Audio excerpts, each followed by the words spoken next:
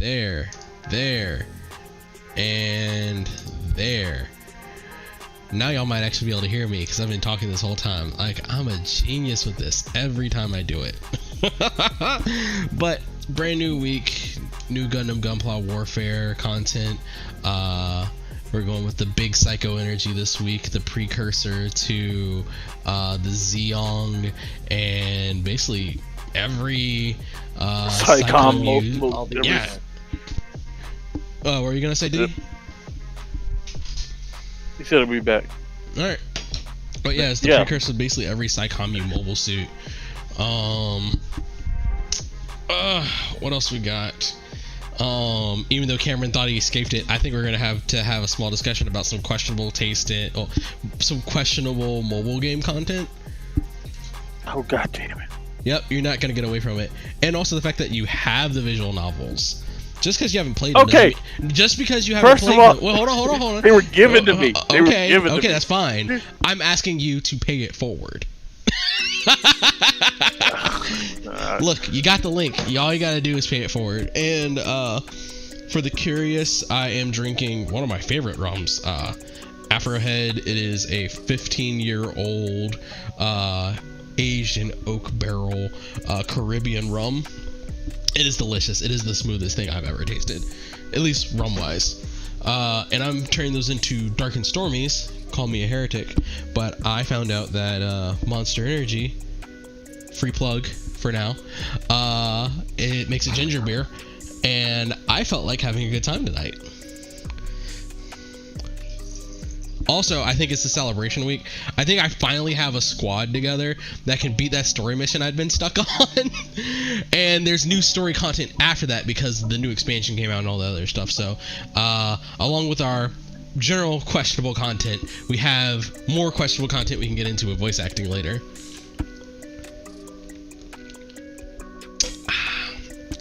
So, come on in, make yourselves comfortable. Feel free to give shout outs in chat. I'll be reading any questions. I'll take requests on doing Gunpla builds later on. And was there anything else? I don't know. Let's see where the mood takes us tonight. We probably should have stopped a while ago, but let's just keep going and see where this lands. Alright, let me go get my stream links.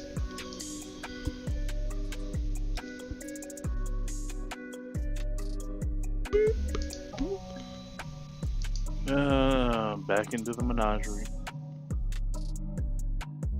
I have forgotten so much of like all the different locations in Destiny. Well, you don't have to worry because most of them are leaving. Yeah, I know they're gonna get vaulted, but like, I haven't executed on it yet. But my goal is to try to speed run all the raids before everything gets sunset at the end of. Is it at the end of this month or end of next month? November the 10th. So I got a little over a month now to try to at least do each of the raids. I don't know how that's gonna work out, but I wanna give it a shot. I mean, if you pull it off, you'll do something that most of my clan gave up on. Yeah, I'm not a quitter. Yeah, it's more of the fact that some of these, like Last Wish, easy, you know. Mm-hmm. What's it called? Oh God, I'm trying to think of the other one. Last Wish, easy. Garden of Salvation, not hard, but not a hard raid. Just getting a group together for it and teaching the mechanics takes time. What's it called? Oh, Scourge of the Past. Me and my group can speed run Scourge of the Past in under 40 minutes. But I don't know. Leviathan, nobody ever wants to take the time to do. Yeah. Because Leviathan's long and it actually has like heavy mechanics. Fire of the Stars. I'm upset that I've never actually beaten Leviathan. Like, I've gotten really close to beating Leviathan, but I've never like made it to the end.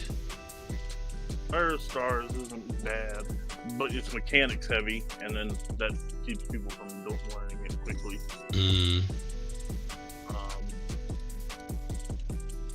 Eater of Worlds. Nobody wants to play Eater of Worlds because there's nothing worth getting from Eater of Worlds. Yeah, I don't know, like, because I don't even want the stuff from it. I just want to say, like, I don't even care about, like, what's the thing called, What's the Triumph for the year? Yeah, I don't even care about the Triumph. I just want to do it to say I did it. Like, I at least like the content tourist to see this shit.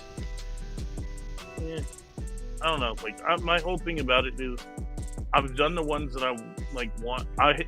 Let's see. The only thing I don't have is I didn't get a good scout rifle from Scourge of the Past because there's only one encounter it dropped in.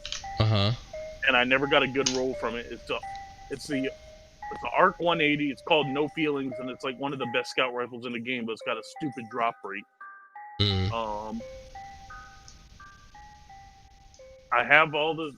I literally have like all the exotics. You know, except for Legend of Acris, which requires you to complete Leviathan in a single run. Which I've never done. I've completed Leviathan in parts, but never have. Like, I've dropped in Beat Callus, dropped in, you know, I've done most of Crown of Sorrows and stuff like that. And I have the auto rifle from Crowns of Sorrows. I have Terabah. Don't have, what's it called, though? Anarchy. But that requires finishing Garden of Salvation.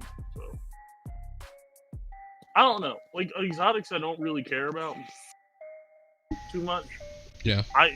The equipment I care about is stuff that I'm going to use. So for me, this whole season has been getting stuff to replace stuff that's going away. Like, oh yeah, because I guess there's like some high end raid gear that is gonna remain in after everything ages out. No, thing's getting wiped. Like, okay, Last Wish, which is just because it's part of Forsaken, is staying. So stuff you get in Last Wish right now goes over. Okay. Stuff you get in Leviathan doesn't go over. Stuff you get in Garden does. So most of the raids are pointless except to just say that you've completed the stuff for them. Yeah. So it's not even, like, equipment-wise, it's not worth, you know, it's not even worth it. I mean, yeah, if you're doing Last Wish, you can get 1,000 voices, or, you know, I have the sniper. I have the curated roll on the sniper rifle supremacy. You can get a good arcane cannon in Nation of Beast. Yeah. Like, but Last Wish is staying, so it doesn't really matter, you know. Like, I don't know. The way I play Destiny is I play for the stuff that I know I'm going to use. Yeah. And I am the anti-meta. Like, I don't even care about like playing for stuff that I'm going to use. I'm like super content touristy, whereas like I just wanna see it to say I've seen it. And like if I collect it, that's cool. But I just like to see the story in the world. Well, see, that's the thing. I've already seen it all, you know? So I'm like, I don't really care too much about, like, okay, Mars is going. I've gotten everything from Mars except for World Line 0, and I'm not doing that stupid quest.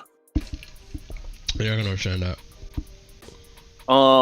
Titan, done everything there. But IO, I didn't get to play year 1 stuff, so the like dialogue from that's gone. So there's nothing really left on IO. I already have the Nightfall sniper rifle from it. So Mercury, after they finally gave everybody the Nightfall weapons from it. So like the tribute hall, I have Bad Juju. You know, I have all the stuff from the menagerie, except for the random rolled swords and everything. But I don't really need those swords because those swords rank low compared to the ones that drop now. The only thing that's like cool, I think, from Menagerie Heroic is that there's a random rolled version of Crown Splitter. Mm-hmm. I do really like the Crown Splitter sword. like I like it's cool just rolling around with the sword you kill Crota with. No, Crown Splitter is the Titan Longsword. That you get for the end of the D2 quest. Right, but you get like the ground smash that you used in what was the Crota raid? Not Kingsfall. Will of Crota. Was it Will of Crota? No, it was. God, I'm trying to think of the first. Crota's End. Crota's End. God, yeah, it's so obvious. Yeah, but like, I don't know. It's like I love it because it's the only sword that's got like this unique animation of like you one hand and carrying it, and it's only on the Titans. Yeah. I love this sword.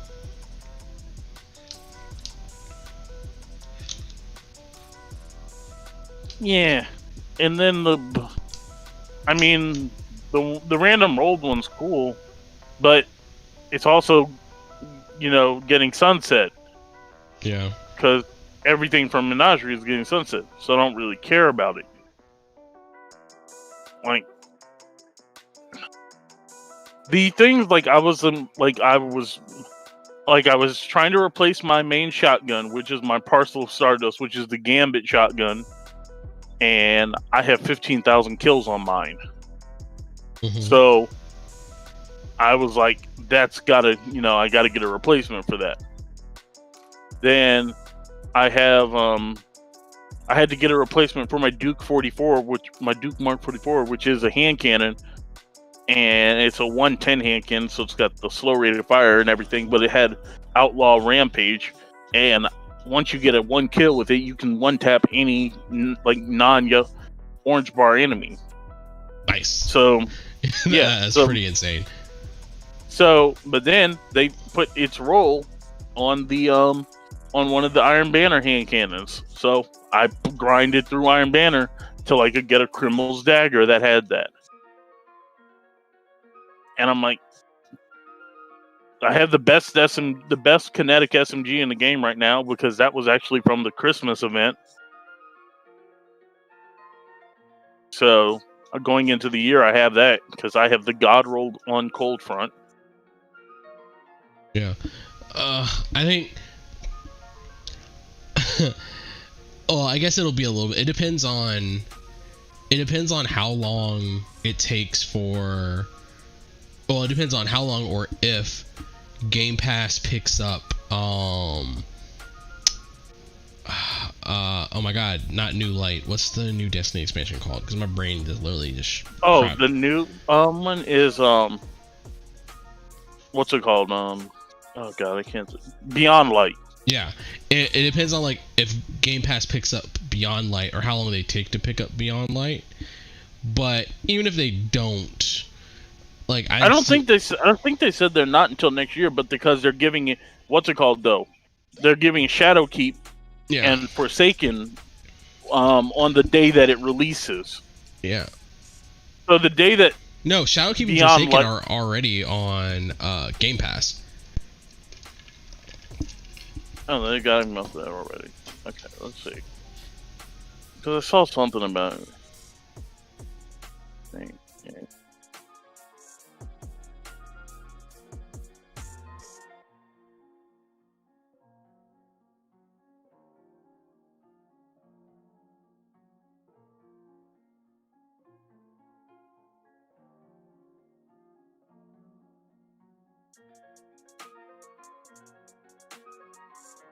What you figuring out?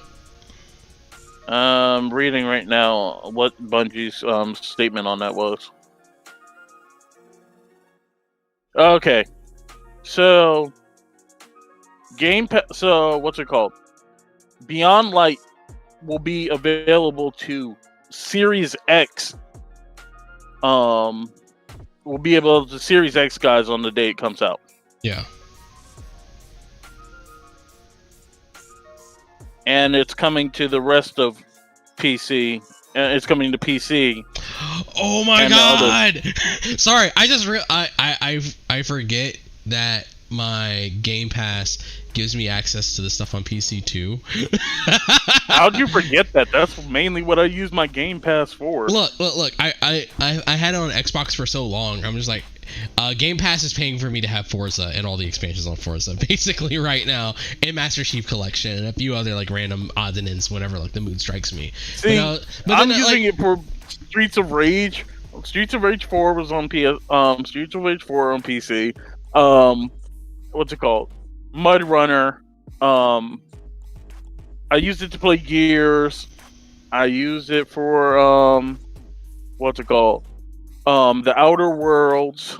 Mm-hmm. Oh, I do need to play Outer Worlds. But like I like my PC hasn't been good enough to really run it. Like I could run Destiny, but it was crap. But now I have what's the word I'm looking for? Now I have like a decent graphics card that can do stuff now. Like I could play Destiny on my computer feasibly and not like hate myself. But, I'm gonna tell you this, but now. I forgot, like, you've never played Destiny on the PC. Switching from a console is completely different because the meta's different. That's true. Like that's true. Like, let me put it this way: for both PvE and PvP, as I've done or the just Switch on PvE? Both. Both. Fuck. Yeah. No. Like, because on PC they really don't use SMGs. On consoles, SMGs are great because of the spray and pray. Essentially, the way they do like aiming and stuff like that. Yeah. On PCs, essentially, you technically always have the perk traction, but on consoles you don't. So, like, you have to put traction up there as an actual perk on your armor. Like, the only reason why I know this is because on my grind for my Not Forgotten, my friend Kay dragged me up. And Kay is a Crucible Sweat Lord. Like, where's my script? Kay has more kills on her Not Forgotten than I have entire Crucible. God damn. And that's 20,000 plus. Come on. Oh, there we go. So, like, so when I say, like, switching over, you know, like, when I switched over, it was, oh my god, this is a completely different game. Yeah. Like, I guess, like, it's mostly for me, just another way I can play it, because just there's a lot more stuff that's just better set up on my computer than it is for me to do stuff on my Xbox. And just because I can share the content between the two just makes my life a lot easier. Because, like, the main reason I didn't play on my PC, one, was, like, I didn't have access to the expansions that I did on my Xbox. And, like, I'm not paying for this twice. So, if I can expect it to eventually get picked up on Game Pass, if I want to play with you guys, I'll just go on and buy it on PlayStation. Yeah, like, I don't know. Like I said, I can... There we go. Destiny is something that, yes, I can play it on my PC. My PC runs Destiny with no problem. I can, you know, I can easily play Destiny. Mm-hmm. I've done it before. I don't necessarily like playing Destiny on my PC. Yeah, I feel you there.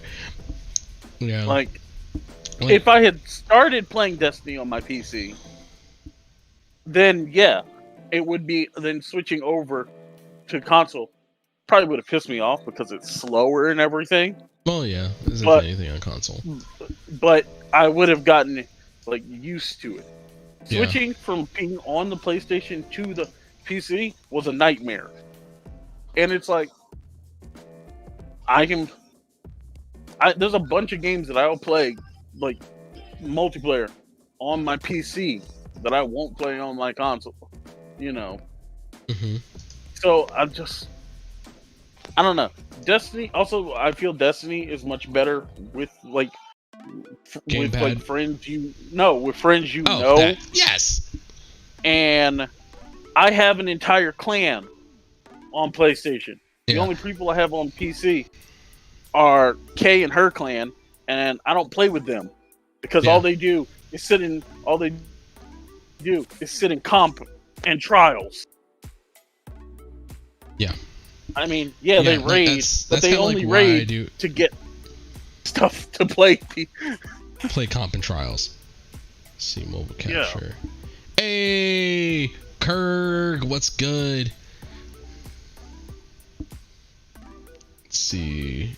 Just doing a little bit of last minute setup. I'm just gonna keep playing. Yeah, and like that's ultimately like kind of what I was trying to get to. Like, I would only ever really play PC to do like some solo PvE stuff.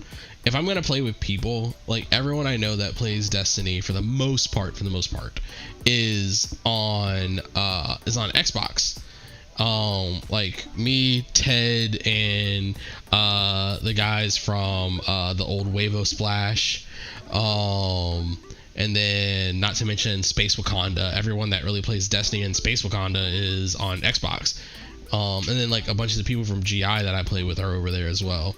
So like, it's cool I have a PlayStation. Like, I can play with you guys. Like, it's just a matter of like figuring out, am I gonna be buying the content a second time? One, am I gonna be buying the content a second time? And like, if I'm gonna do it, I'm not opposed to doing it. I just like have to come to peace with it, and I only want to buy it like, if I can buy it once, I only want to buy it once. And if the content comes to Game Pass, then I only have to buy it once. Yeah, I mean, I totally get that. Like, I guess that's the main reason why I don't do any of the PvE stuff, you know, on my PC version. Because when I got it, it wasn't importing. You know, it was like, oh yeah, you have all this stuff, but you don't have access to this content, you know, when you're playing. But I was like, okay, that's fine. I mean, the only reason why I got on my PC was to go mess around, you know, run the strikes and stuff like that. And like I said, have Kay drag me through Crucible kicking and screaming. Which I am. It may not be this weekend. I gotta like plan out my next 2 months. My next 2 months of like what I'm going to be playing, and like my real life responsibilities, because I would like to start doing some Breaker 3, and you drag me through that kicking and streaming like a good friend. Oh, I am dragging you absolutely through Breaker 3, because I can't. Breaker 3 on lower difficulties frustrates me, because even if I built a new mobile suit, I would still like, it's too slow. And also, these things aren't killing me in one hit. I don't like this. It's not called new type for no reason. Sweaty Dodge tryhard. or die. Yeah. Alright. I was hoping Don would be back by now. Let me also double check and see if Ted's going to be popping in to join us. Oh, Don, you back? Oh, I just couldn't hear you. You softs. Actually, let me do a quick sound check to make sure I got you good. Check. Hold on, do that again, Don. Check. One more. Czech Republic. All right, yeah, I gotta bump you up a little bit. Czechoslovakia. Give me a little more. I don't know. Chechen. I don't know. Feed me Chechens. Reload. Crap. Alright, we're good on you, Don. Range masterwork. There we go. Yay. Sorry. Cam, what were you saying? Sorry, no, I'm doing Menagerie, and like... He's playing Destiny, so he's gonna play this. Oh no, that's fine. I was using... Like I said, using your frustrations to audio check you. Oh. Wow. Let's see. What's going on? I mean... These auto captions. Holy crap, there are auto captions on? Oh, I could only imagine the wild stuff that Facebook is translating for me. Because I think, yeah, I can see you're on Facebook. I don't know. Craig has joined us in the... Actually, if it was talking about Chechens and Czech Republic and Feed Me Chechens, that was accurate because we're just weird. Last one, checking to see if Ted's gonna join us. Oh, thank God everybody's using masterwork weapons. I can constantly spam this grenade launcher now. Alrighty. Oh my God. I guess I could give a cool shout out because Craig is technically the first person to send a gift into the show. I gotta bring it upstairs at some point, but Craig got me a really cool book bag. So shout outs to Craig, thank you. Whenever we make a Patreon community, you instantly get into whatever the highest tier is.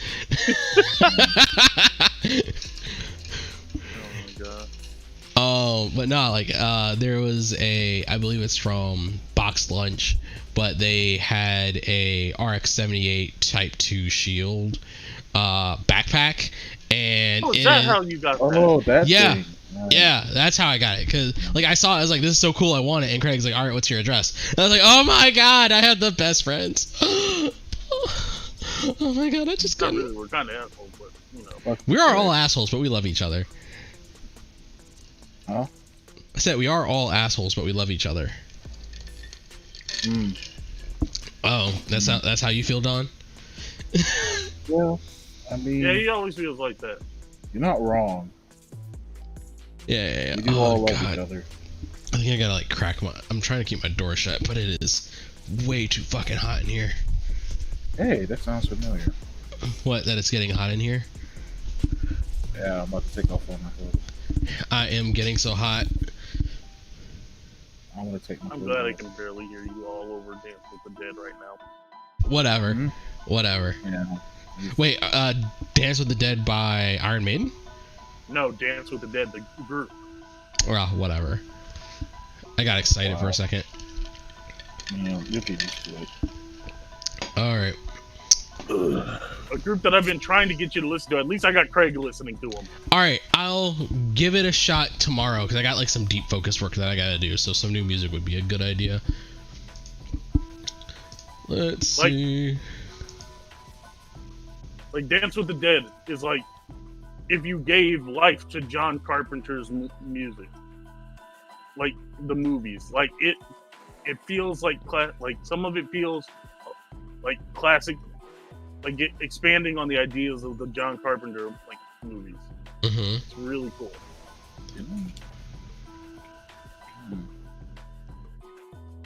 Somebody was talking about John Carpenter. I can't remember who. Whatever. Alright. Let's kick this off right, well. Callus has demanded you fight stronger opponents. Callus don't tell me to do shit. Callus about to run like a little bitch. Meanwhile, I'm going to embrace my darkness power and finally rid myself of my greatest enemy. Oh. Puzzle. Jump puzzle? Yeah, no, because his Titan ability allows him to save himself essentially now. I am absolutely horrific at anything that has jumping, platforming, or puzzling. Ah, you're fine. You're fine. I'm not though. No, he's not. I'm not though. I'm really not. He's not. Like I appreciate the faith that you have in your boy, but It's misplaced. Whatever. not this time, bud. But even if my faith is let me make sure everything's right before I try to make that transition. Even if my faith is misplaced, I know that my faith can always be fostered by, well, it would have been smoother if it loaded on time. It is that time again, ladies and gentlemen. Welcome back, one and all. I guess this week, the one. That's you, Kirk. You were the chosen one. No. But it is time for another new mobile report Noir. Yeah.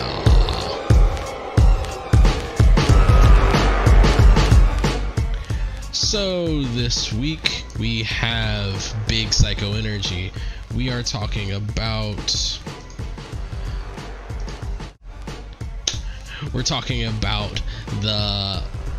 a little off the beaten path here. It's a new not a new prototype, it's a pretty old prototype. It was out there before the Xeon was really a thing.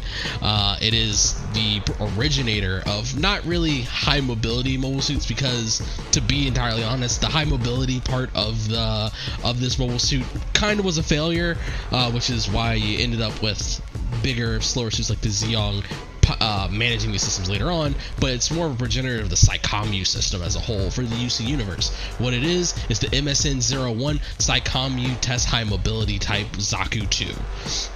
So, in order to talk about this, I couldn't find anyone better than the one and only, the Flash on the Horizon.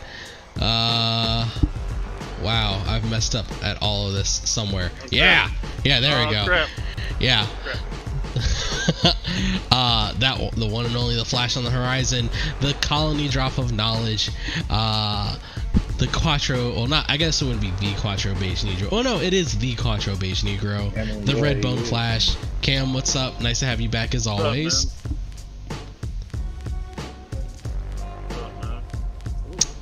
Yep. And then, God, I keep wanting to come up with a good intro for you, but I keep feeling like every time I say it's the one-man Black Tri-Star, I feel like... Hey, man, that works pretty good. I like it. It's growing on me. It's growing on you? Like, I feel like it's an insult. But if you like it, you like it. Fine. You didn't feel like it was an insult until he said it. That was like the first... It's like I've got that was like the first week or whatever, but like as time goes on, I've just kind of like accepted it, and I've morphed it in my mind to just be like, I'm the best parts with all the Black Tri-Stars. Exactly. That's how I meant it. But like when you said it, like that's an insult. I was like, oh, you're three Rick Doms in one. That or I'm, yes, either that or I'm the Jester Black Tri-Stars, which are superior in every way. I don't care. Wait, the Jester of the Black Tri-Stars? Yeah. So yeah, the Jester team from Unicorn are it's called the Black Tri-Stars. Oh, that's a wild throwback. Yeah, and it's also but they live, so they're automatically better. Like a really weird in-universe joke, as in it's like brought up in one of the mangas. Oh, that they get his head stepped on. Oh boy, what's his name? Daryl, I think his name was. I don't know. There's a lot of. I'm getting like just overwhelmed by thralls. Anyway, the running joke is that they always get stepped on. Wow. Or at least one of the dudes always gets stepped on by the gun. Whether it be a unicorn or a banshee, they get stepped on. Yeah. I'm waiting to see if he gets stepped on by the Phoenix in whatever that short story movie is. I haven't watched. What? Whoa! You mean narrative? Don't you dare! Narrative wasn't bad. It just wasn't as good as it could have been. Look, it's not bad, but it's not good. No, it is good. It's just not as good as it could have been. What does that mean? What I mean is that it's mid. Okay, the fights are really good. It could have been of course, better. The fights are good. It's a Bandai Sunrise movie. Yeah, the fights are good. I'm sorry that if a show or a Gundam movie, OVA, whatever, is a 7 or 8 out of 10, it's garbage to me. After I've been spoiled with literally everything good in this world, Thunderbolt. I'm not mad. I can't fight it. Yo, do you know how sick I am that I guess like I was coming in late because like I was just like kind of diving back into stuff, but I didn't get. They showed Bandit Flower in theater in Colombia, and I'm so sick that I didn't get to see it. Oh, dude, that was one of those like the Fathom events that when they announced it, I bought my ticket the day they announced it. Oh man. Like I had to drive up to Virginia Beach to go watch it.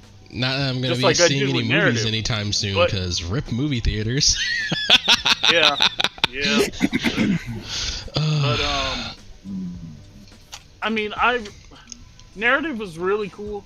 It's got some, I feel like the manga that they led up to narrative with is better than narrative itself. Oh man, the book is better. Who would have thought? No, it's not the book leading up to it, like explaining. I know. I'm not saying it's bad. I'm just saying, man, I've heard that so many. All right. Wait, sorry. All right, this is a random throw, but either of y'all watching Lovecraft Country? Where is that no, on? I have it on my DVR. I haven't watched it yet. Like I was just decided I was gonna wait for it to be. Where's that streaming? It's on HBO. Yeah, I don't have HBO. All right, holla at your boy later on. We'll hook you up because it's really worth the watch. But Lovecraft Country is kind of one of those rare opposites of it. where the show's better than the book. The show's better than the book. The got to see Akira in 4K with OG director's cut. Oh, Craig, you lucky bastard. But yeah, so the Lovecraft Country book is written as like a series of vignettes and kind of compiled as a pitch for a TV show. And the show, because the book is compiled, like, hey, here are the ideas of what I like to see on the screen. The show is like, all right, gotcha. And like just kind of like out the park and just like goes ham on like everything. There are some questionable choices at some places. There is some fair critique of the show, but I, for one, I love it. I'm digging it. Yeah, I'm really digging it. Like I said, it's on my DVR to watch. I was just like, I'm gonna save it, for one of those Saturdays when I don't have anything to do. All right. And I'm just gonna binge watch it. So it ends in 2 weeks, which should put you like being able to binge it basically like for Halloween weekend. So perfect time for like, especially the first episode. Like especially the first episode is like the perfect like spoopy season watch.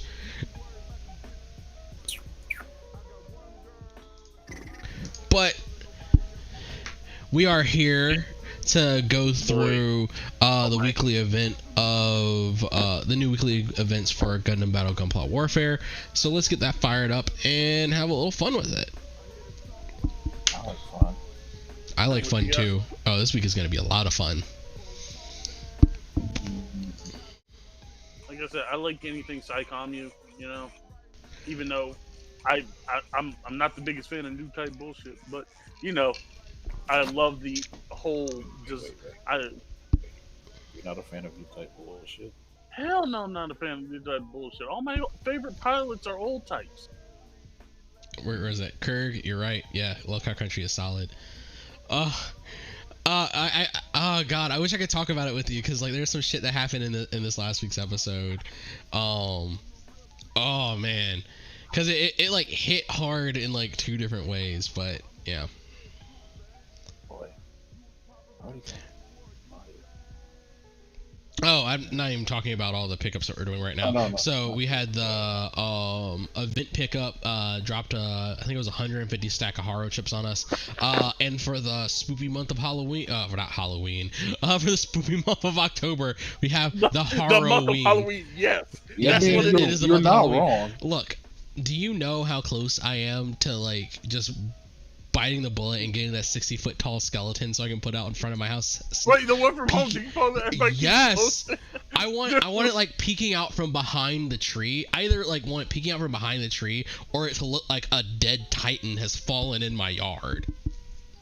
See, I would like have it so it's like hunched over the back of the house, like looking over the wall. I don't know if it's tall enough. That's the only thing, because like our house is like tall and square, so it might not get it.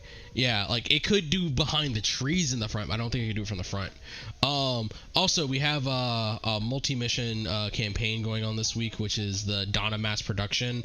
I've always been a little funky on that name because like, so the Donna Mass Production event in the game is you fight the Big Zam, and like I don't get why Big Zam is Donna Mass Production.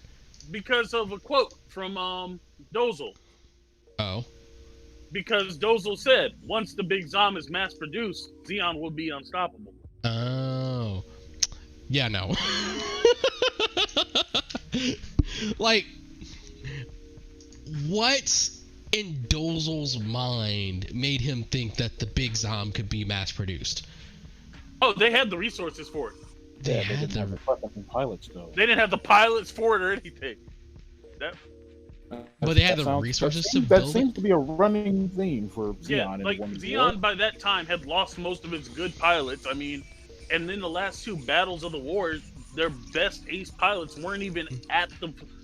Like, okay, Solomon, what's his name? God, I'm trying to think of his name. Gato fled with the what's this fleet? With that fleet. Oh, sorry, yeah, with Delaz, with Admiral Delaz. Your 5'8" balcony. Oh, the Delaz fleet. That's it. Yeah. So they fled after the sorry. Delaz. So Like, sorry. One thing real quick. So we were struggling. Wait, hold on. So we were struggling to try to remember something the other week. It was like, what's the name of the conflict from Stardust Memory? And we said it was the Stardust incident. The Stardust incident was when the fleet got nuked. It's the Laws conflict that is the larger incident. That's the whole conflict. Sorry. Like, cause like when we looked at it later, I was like, I remember words now. Yeah, because they labeled the laws as being a rogue entity, even though he did have support of Axis. Just like the Taliban had the support of the United States. Actually, I think that's a pretty accurate scare quote. That's actually pretty accurate. Yeah. Like, no, we're not. Hey, like, so how did this guy get all these old resources from you guys and all these spaceships?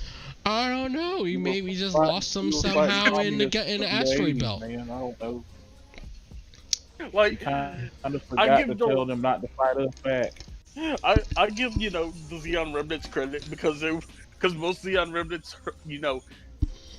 had to have heard the call that Delaz had set out before the Torrington attack, and they were like, "Nah, we're good." And then wait another. Wait another 13 years. Like, we want you to randomly attack some bases for no reason, dog. We want you to fuck them up enough to keep them on their toes, but not enough. We're not gonna back you enough to like the really put them only on their base ass. that gave them any support was the base inside Africa, in which they had been like mining diamonds and everything, and using that to sell to fund the remnants, which actually has a one shot in the Gundam manga, and it's very interesting. I'm gonna be honest with you. 3 years of hatred versus 13 years. Yo. All right. That's a lot of time. I'm just gonna go and start the gotcha pulls. Your Pegasus class ship in a mountain or whatever. Okay, that didn't get there till like if the manga. There's a manga that covers when the Phantom crashes, and it's like that didn't get there until like the mid '80s. No. Because that's the ship that's crashed in the mountain is the same ship that was in that released the Scarlet Mobile Team in 0080. Huh. Wait. Sorry, and the Scarlet Mobile Team was who? Is a Federation team, but the ship crashed and the Xeon Remnants took the crashed ship on Earth. So, I also have like a random... Oh god, I've been doing this. I forgot to turn the sound on the game, but neither here nor there. Yeah, because as I was doing some digging on our souped up Zaku for the week, I came across like a bunch of questions about how the Federation is structured and all this stuff. It was like we talked about it. All right, so we talked about it a little bit last week. This is more about is it the Earth Alliance in Seed, or what is it in Seed? The Earth Alliance is both what they use for Seed and what's it called? Age. That's what they call it in both Seed and Age. All right. Ooh, stop scrolling. Stupid cables on my keyboard. So, no, my question comes up because, like, at least in Seed, I feel like they did a little bit of a better job of explaining, like, the Earth Alliance isn't, like, this monopolar super government organization. It's, like, comprised of smaller groups throughout it and, like, smaller political blocks that maintain the old order of Earth. Yeah, no, UC is not that way. Yeah, UC's a mono government, but so this comes in because like I was looking at some of the storyline stuff for Thunderbolt, because while the high mobility type 2 Zaku type 2 whatever, this long name, let's call it this the high mobility Psycho Zaku, that'll be our short name for it. The high mobility Psycho Zaku plays a part in a bit of scenery you get in the OVA of what is it, December Sky. Yeah, December Sky, the first suit. Yeah, so in December Sky you see that, but as I was digging into that rabbit hole, we came across to like the More Brotherhood, which I was like, that's a really weird like sub faction. Yeah, and, like I understand like as a sub faction that was based out of Side 4 and then the remnants of Side 4, but then like the further Side 4 was neutral. Yeah. Okay, so they're their own faction because they were neutral going into the war. Yeah, they essentially like were neutral, and then they were like, "Look, Zeon's pressuring us," so they went to the Earth Federation. Earth Federation was like, "Oh, okay." Okay, I guess that makes sense because like I got because like my questions about that came in. They're like, in some notes about it, they're like, yeah, the More Brotherhood paid the Federation for a Gundam Bandit Flower has paid the Federation for 2 Gundam prototypes and a Pegasus class assault carrier, and I was like, what? Who are these guys? No. Side 4 was like one of the main main resource blocks. Ooh. So the More Brotherhood had all this money. Like they had the big money bags. Yeah. So when Zeon starts pressuring them, and then goes no, they go no, and then Zeon gasses one of the colonies. They're like, okay, fine. Like, all right, y'all, you want to fucking play? We can fucking play. Yeah, I just want you to think about that. They're a group that bought their way into the war. They bought their because like that was kind of like one of the talking points of that you see at least like kicked around. I think it's the Beehive is the name of the assault carrier that the More Brotherhood has. But they're like a lot of the pilots are talking about like the higher ups. The higher ups are just throwing all this money around, and we're the ones that have to go out here and die. So there's like that economic class strife that you see a little bit in there. So that's a little interesting to hear about. Yeah, Thunderbolt's really cool. I mean, so quick rundowns before we dive back into it too much. There's another exclusive Step Up event. So they are giving away. Let's see what's the banner for that one. I'm sorry, I'm blind, or I could pull it up on my computer, which would be easier to see. So the exclusive Step Up looks like you got access to the Exia. I could just look at the drop rates. That would be cool. Loading. You got Strike Freedom. You got the Full Armor Unicorn Gundam. Banshee Norn. New Gundam. Infinite Justice, the Sinanju, Musha Victory, Gundam Epion, V2, and the odds on it aren't horrible. It looks like you got a 7% pull on anything 4-star or above, 5% pull on 5-star parts, and then the rest is your blueberry salad. At least that's what you got on your first step. I think it's a 3-step. Yeah. So you go up on your guaranteed. So you got a 3-star guaranteed, a 4-star guaranteed, then ultimately a 5-star guaranteed on your third pull. Then you get the special materials for constructing Shining Gundam. All right, so that's that, and then your other banners for this week are the Cherudim, basically the what is Lock-On's first Gundam called? Dynamis. Yeah, it's Dynamis Part 2, and then you have the original SD Musha Gundam, and we have everyone's favorite pilot on the AI Gotcha this week, Iakujin. Oh my god! Like I don't know. Like I would put him in. Wait! Before you keep going, what are his special abilities? Oh yeah. So Iakujin is set up as a support pilot, and his ability is to recover 10 armor gradually. Let's see. He is a commander, and for the desert. He really could have used that when he got scissored. He could. Oh no. What's his name? Guts cut through his armor too fast for it to regenerate. Space Guts. Yeah. Akihiro. Akihiro, thank you. Nah. They Yeah. came from No, came back I from call the them- jail. Back to life. I call them, yeah, I call them space guts too. It's okay. Yeah. His stats, he is mostly a shot focus as a support type. That makes a little bit of sense.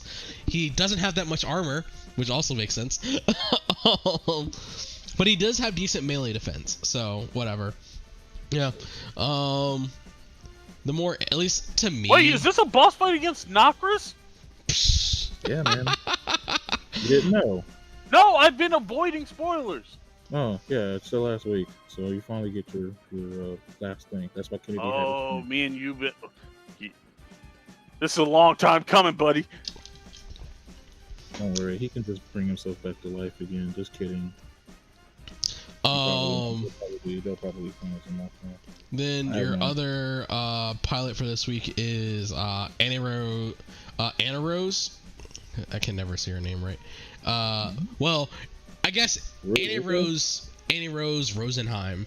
God, we had her up last week because she was one of the pilots of the, oh my God, it's killing me. I can't think of. I know which one you're talking about, but I can't think of it. Space Anubis. Oh my God. Space Anubis. Yeah. I'm 80% sure it's the Bondoc. Yeah, oh yeah. No, she was the pilot of the. She actually also piloted a Psycommu system. God damn it. She also piloted a Psycommu system Zaku. Let's pull up the power of Google's.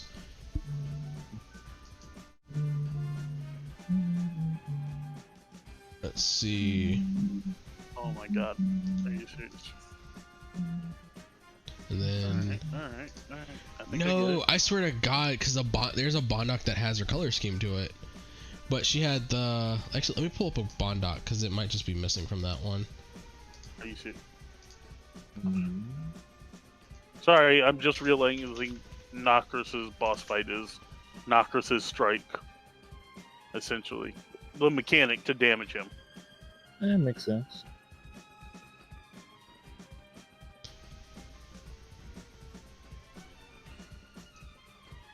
Oh no, it was the Rosamia. That's what I was getting it confused for. Yeah. What mobile suit?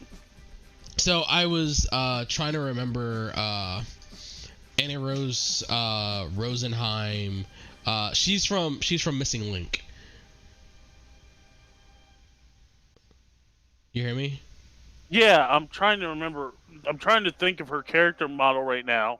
If you look at if you can like just look at the Discord stream that I have on your computer. I really can't look at Discord right now. Whatever. Here, Anyhow. I'm pulling it up. Sharing this stream. One stream.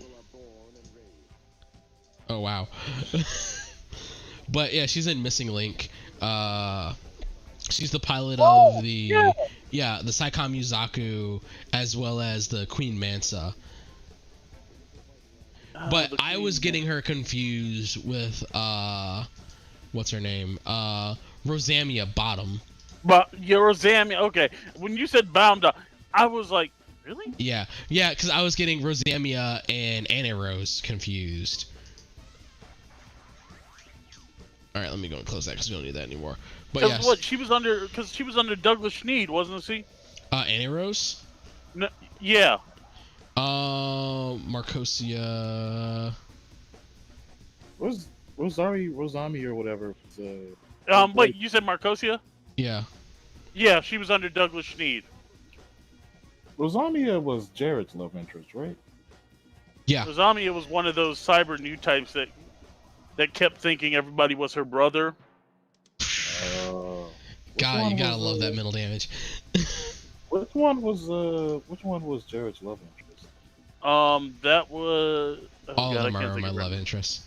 No, sorry. Jared, no, there was one, and Camille just like straight up destroyed like wrecked her. Yeah. Jared. Oh my God, I can't remember names. Mesa. Thank you. Yeah. AKA Never had a fun boss fight. And this music. I'm glad I can provide for you, buddy. I think I have the wrong Jared. J-E-R... Yeah, Jerrid. Yeah. Yeah, there you go. Jared. That's a... As a Jared, that is a dumb... That's a dumb way to spell Jared. Nah, it was Lila Milia and Moore Farrow. Which one was killed by our homeboy? I wouldn't be surprised if both of them were killed by everybody. Camille was kind of going through the To be fair, he killed his parents, so he killed the love interest. Yeah. So Camille killed Mawar Farrow.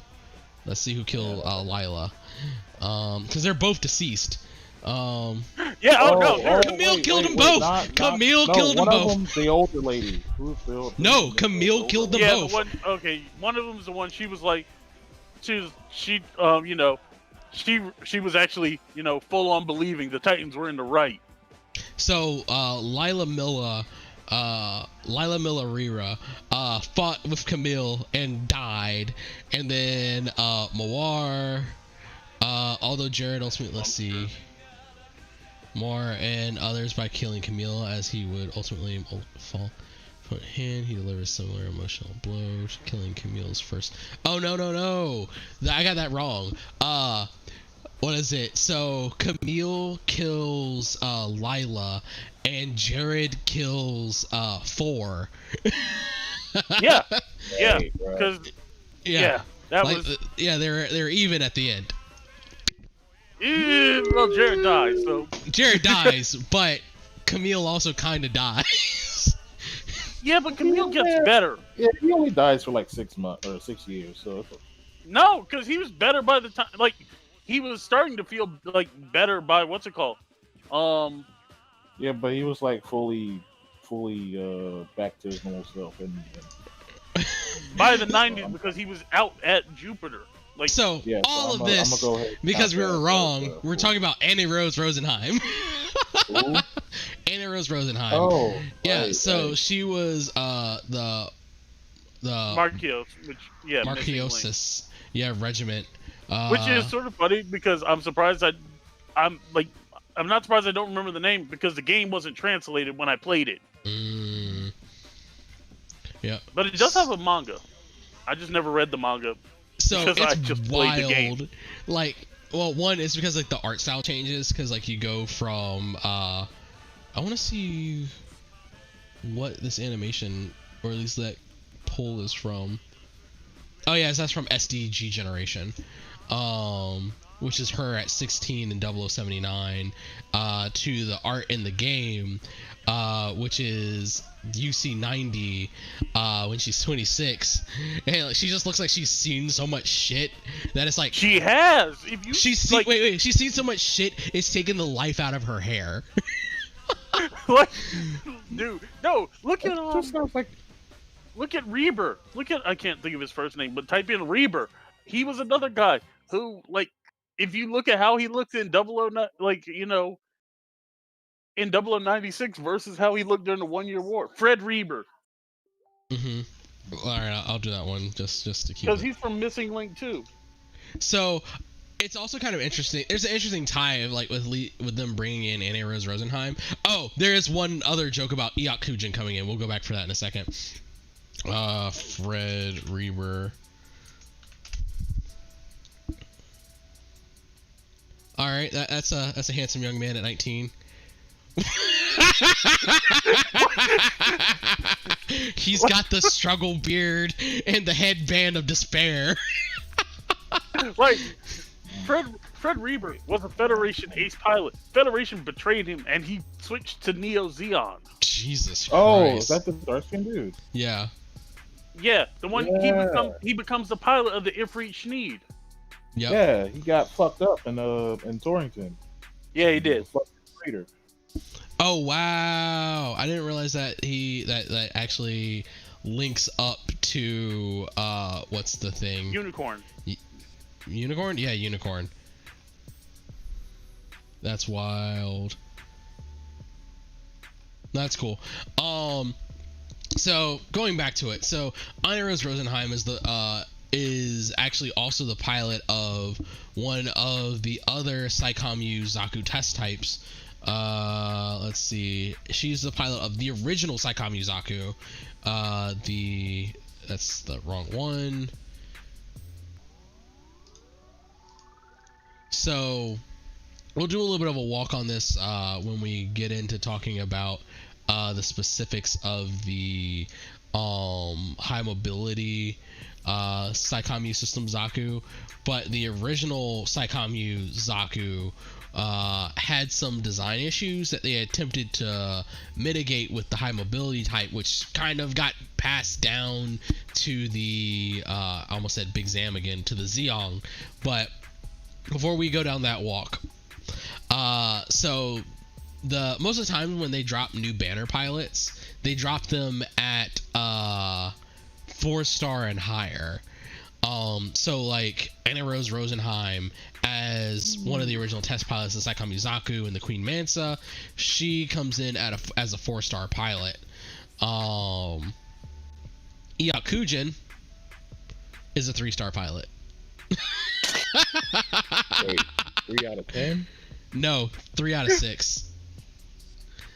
Like, because it scales pretty quadratically, because you have like your 1-star. I think like the only 1-star pilot you really have is a Haro, but they also if they put Julia in and she ain't a 5, I'm gonna be upset. Let me see where Julia started, because I think I have Julia.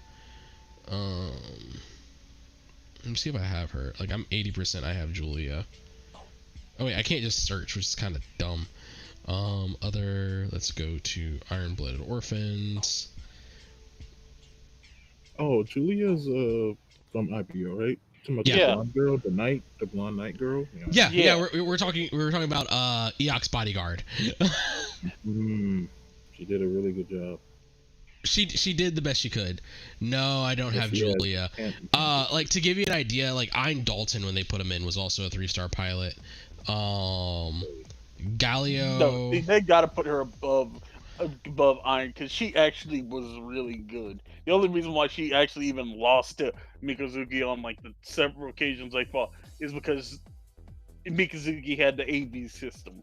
That's the only reason. Yeah.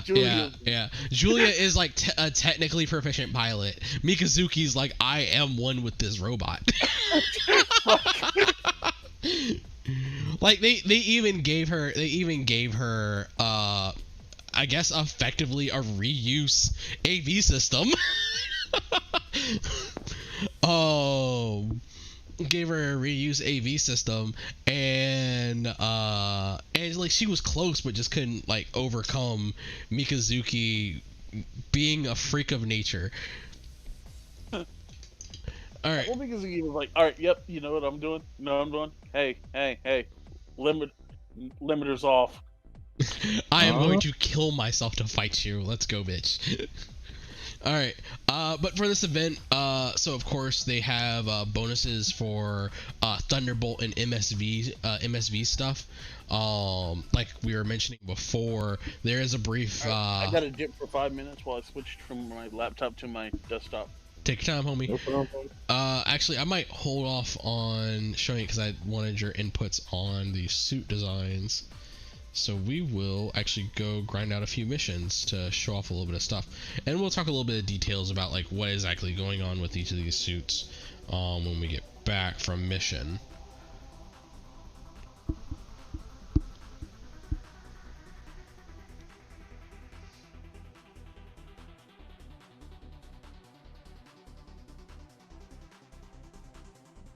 Oh my god. So D, you watch any new anime yet?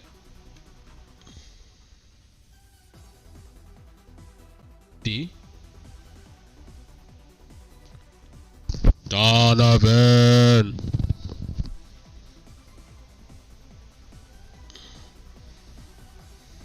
Hello?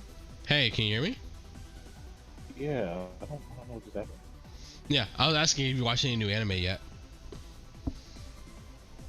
No, I haven't. I don't think I've watched anything since last season, probably. Since like Probably August, but I don't think I've watched any yet. Can I get you, if you have energy tonight after the stream, or even just tomorrow morning, I need you to watch something for me, because I need to talk to you about the twist ending. I will watch it tomorrow afternoon. I can accept that. It is, what is it called? Talentless Nana. Talentless Nana. Talentless Nana.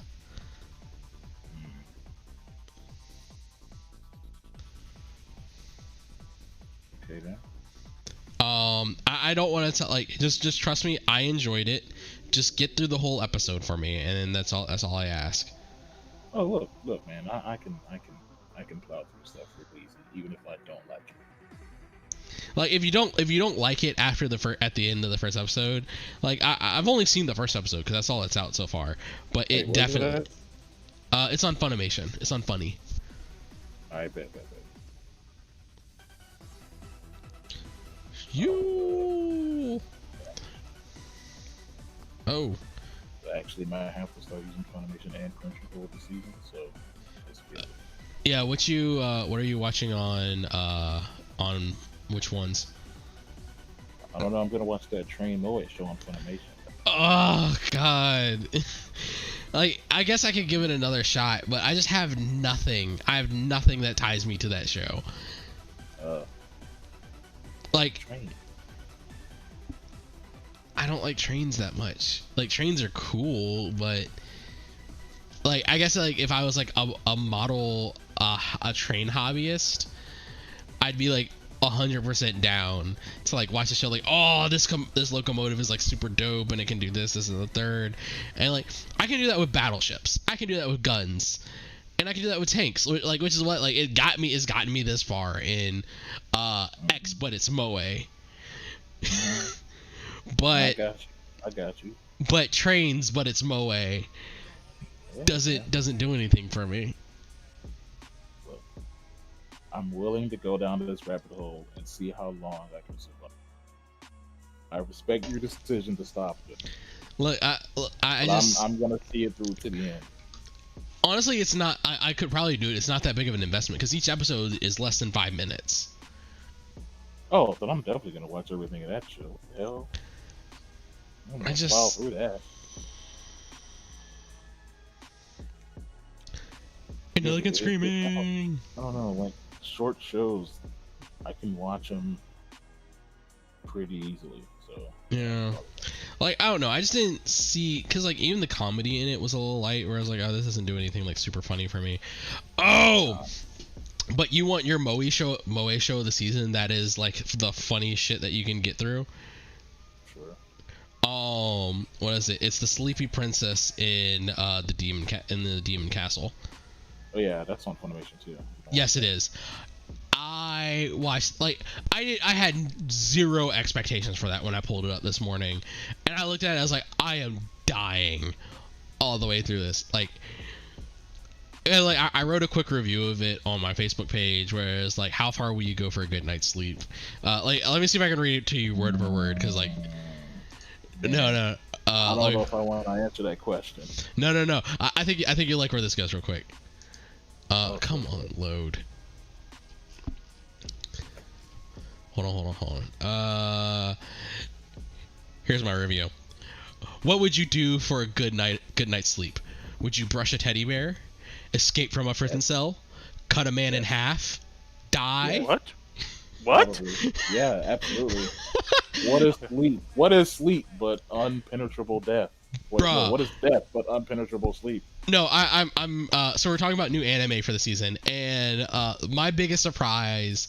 All right, my two biggest surprises of the season. The first one was Talentless Nana.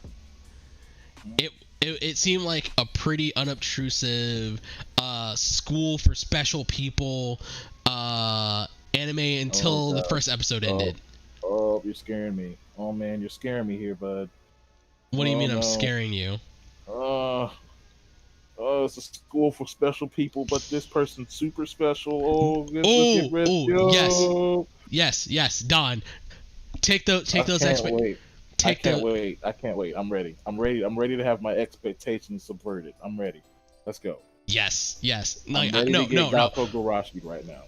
I'm ready. Wait, not what?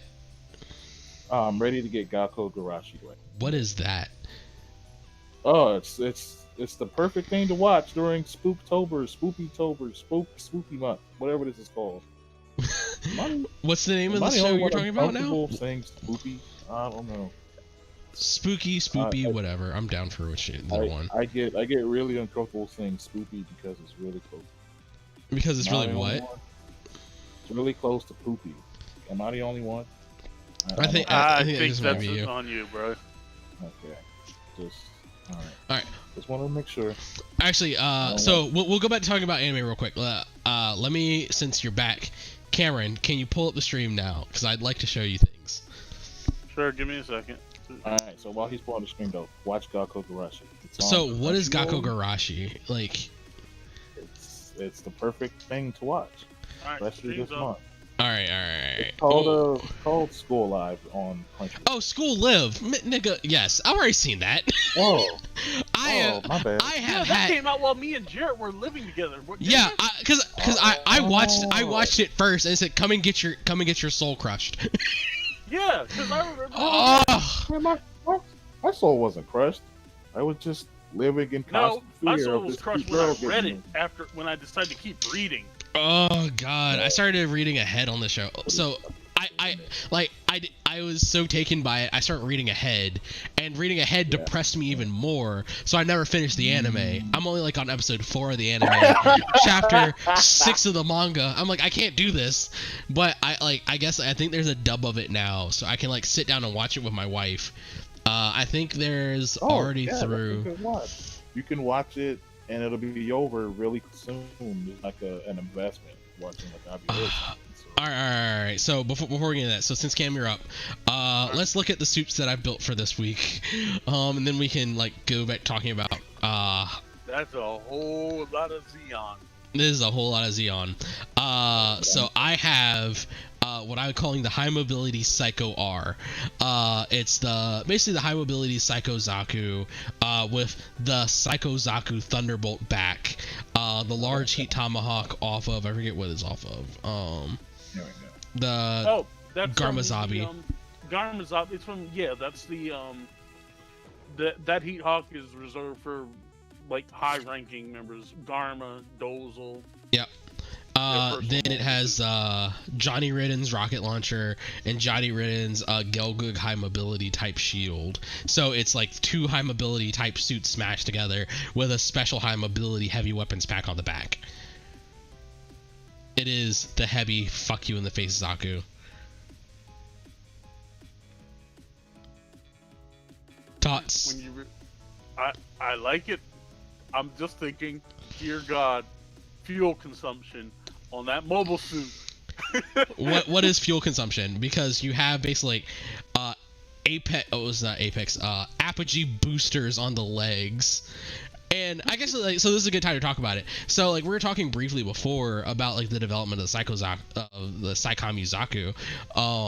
The original Zaku frame, because it looks like they were using the legs off of the high mobility Gelgug to try to give it a bigger boost, and the arms already had the wire guided Psycommu system attributes already on it.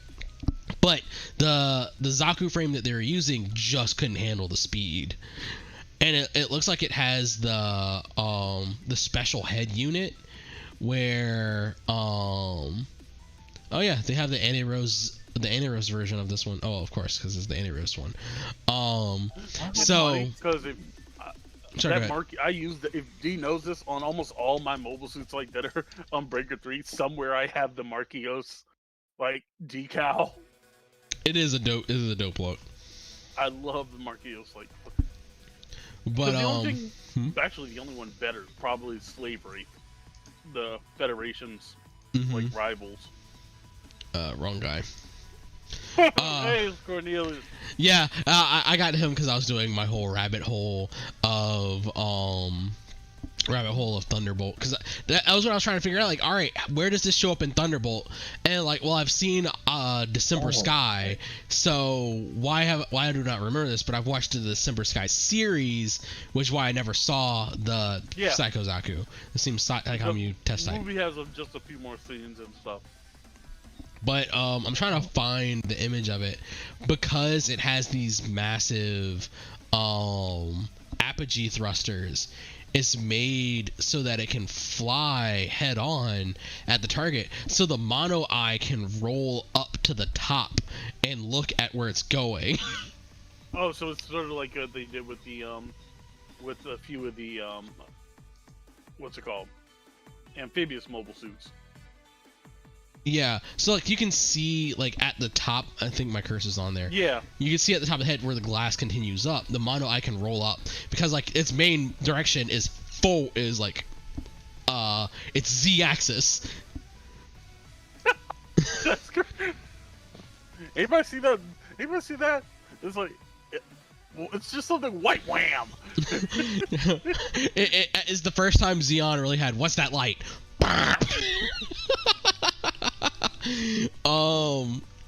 So in their attempts to go from the original Psycho Zaku, which they're using what appears to be the legs off of the high mobility Gelgug to get the boost coefficient they really wanted, they said fuck legs, where we're going we don't need legs. And said let's go boosters. You know, funny thing is, wait, yeah, scroll down. Did Katoki have something to do with this?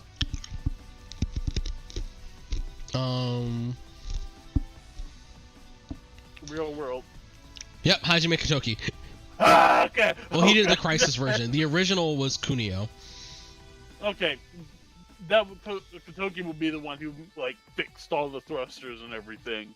Well, so Kunio did the original MSV design of this. V-design? Yeah, and the original MSV design has all of these thrusters. Oh, really? It did? Yeah. Yeah, like let's go take a look at the original the Psycho one. So the original Psycommu system Zaku was 100% Kunio design. Then the MSV version of it was then also done by Kumio. And then the Crisis version of the suit, which I don't know what is special about the Crisis version. Crisis is the is the ride for Gundam that is canon. Yeah, so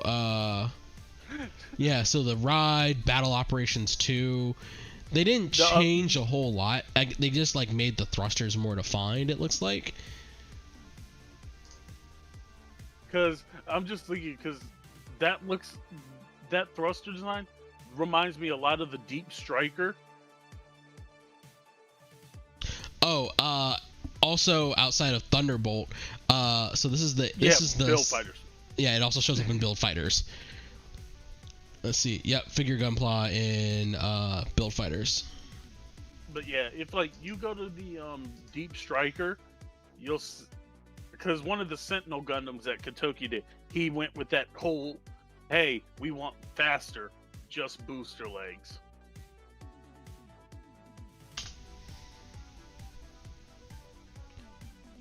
Deep Striker. Wow. I am speed. I am initiative. You know, the funny thing is, there's a master grade kit for that. I can imagine. Yes, and it's big. It's also technically considered a version 1.5 because it's got some runners from its old kit, but runners from the new one. Mm-hmm. But if you scroll down, there it is. You see how at the top it says go back up to the top and it says booster unit type. Click that and that's the original, where they replaced the legs for thrusters. Jesus! The gun. That is. What year was this? You see 87. 87. Okay, this is before Wings of Light, where you can use high field for use Minovsky particles and eye fields for propulsion. Yeah, We're still at full chemical booster stage in the UC universe. It is peak Kotoki. Like, I love Sentinel because Sentinel was like, all right, fine, we're doing this as it's like we're sticking just to the machine part. That's pretty fucking dope. All right, but to go on back to the rest of my units, and of course, like I said, I have Johnny Ridden piloting this thing. I could go for Oneros just to keep it in there, but I figured the next best high mobility pilot for all this would be Johnny. Yay, old type. Hell yeah. But instantly throwing old type in the trash, I have the full Atlas Gundam. It's basically a blend of the full armor and the Atlas Gundam. Let's just go and show it off. There's not a whole lot extra to show. So it's basically your full armor with the Atlas chest. And the Atlas railgun. Say what, Don? Oh no, not you. Sorry. I just love the fact that, you know, the Federation did have railguns. Because they actually have them during the 1 year war. Because there's a GM that uses strictly railguns. Mm-hmm. Yep. And to round out my squad, so this was originally all I did was the Johnny Ridden Gelgug. I think that's what I ended up leaving it as. Yeah, so the Johnny Ridden high mobility Gelgug, just kitted out with the Dead NG, a Beam Draco. Because I wanted to give him the Ryu Psycho system. Why would you take Johnny's hands and legs from him? No, I didn't take Johnny's hands and legs from him. I wanted to use the Ryu system because I have Bernie as my pilot. Oh. Well. So I did it initially like, I just want to throw a Xeon pilot in here, and I thought about, this makes sense. Yeah, because in the novel he survived. I'm still not sure how, but. So I ultimately ended up using the what was it, the Zastava Stigmata from the Hyperion Gundam. And I did use the Dead NG just because the Dead NG looks fucking badass. But a Gelgug with a Draco looks pretty badass too. Oh god, yeah. I mean, that's definitely a really nice gun. I definitely love, how the Gelgug Marines got the 80mm machine gun instead of the 120, because the 80mm machine gun is probably one of the best looking Xeon weapons ever. Mm-hmm. Because but even Johnny Ridden's main weapon, which is that rocket launcher, it looks pretty badass. It's a short-barreled rocket launcher. Like, what more could you ask for? It's short-barreled clip-fed. Like, yeah. 2 of them? Yeah, you could ask for 2 of them. That would be the next evolution. That would be what it means to go beyond. Like, I think I love it. It's one of those things because unlike the bazookas, it's an actual rocket. Yep. Because the bazookas off the Gundam are beam bazookas, right? Yeah, the Gundams not the first one. It is actually using solid shell bazookas. Yeah, that's actually got rockets. Actually, even the one on the new Gundam fires a rocket because if you look at the master grade and stuff, you can see them sitting in the clip. But yeah, that's the squad that I built because I was excited about being able to do a bunch of Thunderbolt stuff, and then you also get benefits for MSV stuff and I forget what all else. But yeah, that's my squad. It's not maxed out. It's not super sweaty. I'm gonna get every point. I want to build something a little more thematic this week for fun. I felt that. But while you're away, we were talking about new anime that that surprise, or I was making recommendations based on like the anime I watched so far that surprised me, and I think you watched in on the teaser that I wrote for my review of how much would you give up for sleep or something? Oh yeah, what would you do for a good night's sleep? But the name of the anime, as you'd find it on Funimation, is Sleepy Princess in the Demon Castle. Okay, I saw that like on the list, and I was just like, look, yeah, okay. I was not like. I read the brief synopsis of it. I was like, oh, this is kind of nothing. And then I also like looked at the art for it. Like, this is also kind of nothing. I kind of want to kill 30 minutes before I start work today. So let me just like throw something on. And don't underestimate the power of Moe. No, it's not the Moe that did it. One, it is very Moe. It is very pretty. So it does work on that way. But yes. It is funny as shit. When she cuts a man in half so she could get her good night's sleep, I was fucking through. Well. Well, no. Excuse me. The first thing that got me was like, because I'll spoil one of like the early jokes in it, which is like, so it's basically this princess gets kidnapped, and she's taken to the demon castle, and she's like, well, I'm just kind of bored. They're feeding me well. I'm not being tortured or anything. But if anything, I just can't sleep well. So like her first thing is like, oh, the main reason I can't sleep well is the pillow is cheap, so I need to make a better pillow. And as she's coming up with this idea, 2 teddy bear demons come in and deliver her meal, and she just looks at the teddy bear demons and is like, they look nice. And she takes the knife from her dinner set and like comes up and looks like she's getting ready to murder the teddy bears. I was like, oh my god. Well, but I might actually have to give it a watch. I'm not gonna spoil. It only takes somebody being disemboweled and something for Cam to watch some Moe. Look. I'm not gonna tell you any more about it. Like, I'm issuing like one little bit of homework. Like, go watch this and Talentless Nana. Those are my two high recommendations right now. I'm still mad you let me know that there was a show about anthropomorphized trains. Wait, Art, does that mean like you want to watch it or you don't? Because Don is in the firmly, I'm going to go watch this camp. I'm gonna watch it. I'm watching it, dude. Are you kidding me? Why wouldn't I? I can't. I'm done. I watched one episode. I was like, oh, this is. I appreciate it because, like I said, I have seen the horizon of how far Moe can get me, and it can't make me care about something I don't care about. Because I guess like I should have known it from Uma Musume, because it's like Moe horse racing, and like I was like, oh, maybe the concept is oddball enough to get me through this show. No, it's not. Oh no, I got me through it. I also don't do idol anime pretty well. Idols. I thought I wasn't gonna do idol anime either. Wait, what got you through what idols? Everyone's Zombieland Saga.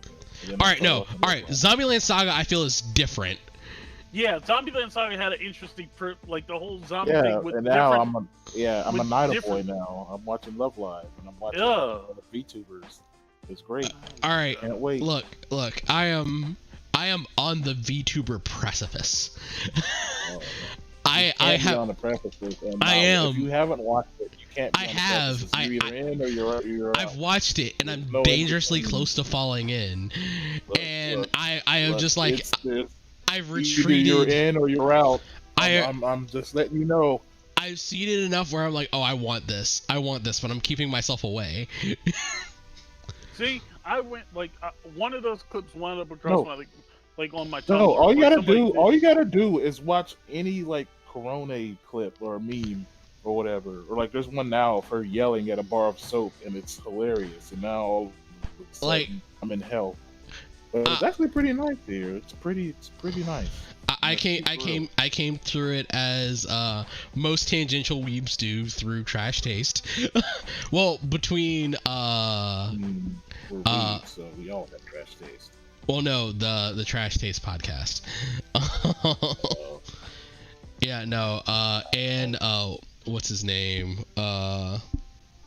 Guguk simping for what's her name? Oh, that podcast. Okay.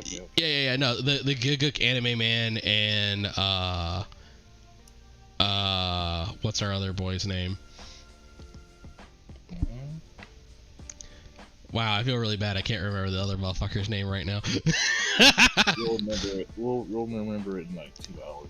Yeah, it's not important. It's fine. But oh my god, yeah, go watch Sleepy Princess in the Demon Castle and Talentless Nana. Anyone that sees this video at any other time in the future, I am like recommending, at least based off of the strength of the first episodes, go watch those two. I would honestly prefer, as much as I like Sleepy Princess in the Demon Castle, that's a lot of fun. Some kind of Inuyasha thing or something coming on right now. Yeah, what is it? Yasahime. Yashahime.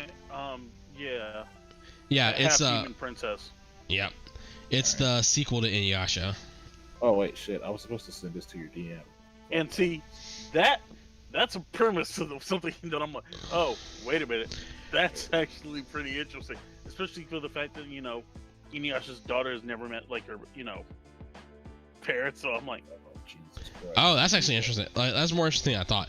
I have not actually watched it yet. See? So no. So here's the other thing. I have. God damn. That was the first time I saw like the free improvisation final move in the game. Sorry, I'm trying to remember words now.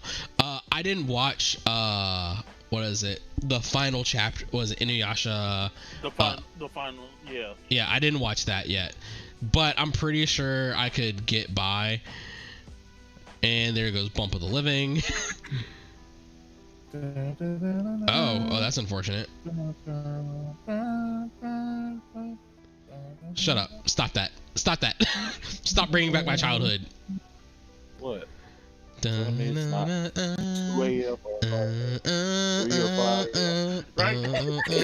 Sitting in a Ferris wheel in the snow. Oh, son.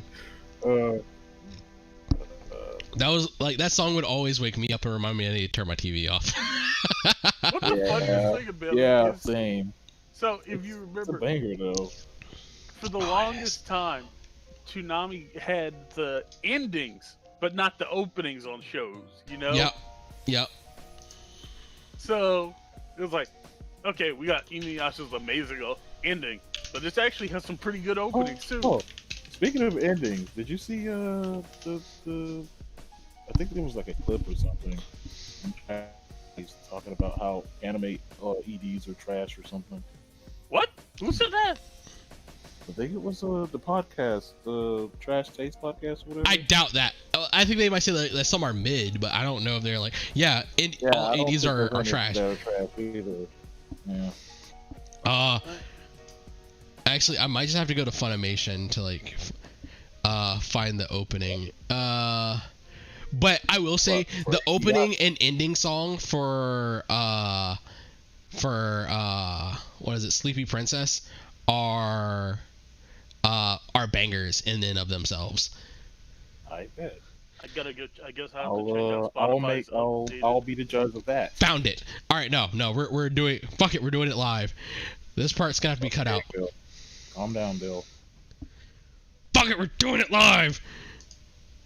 What the fuck is he doing now? Bill O'Reilly. I don't fucking know. I don't care. All right, I gotta pause that. We're gonna. I know he got done for being a shitbag. Finally. Yeah. All right, we're gonna take a moment, gentlemen, if you would, to the Discord stream. Oh, Discord time. Hang on. I mean, Discord's. Oh yeah. So watch that. Well, don't watch that one on stream.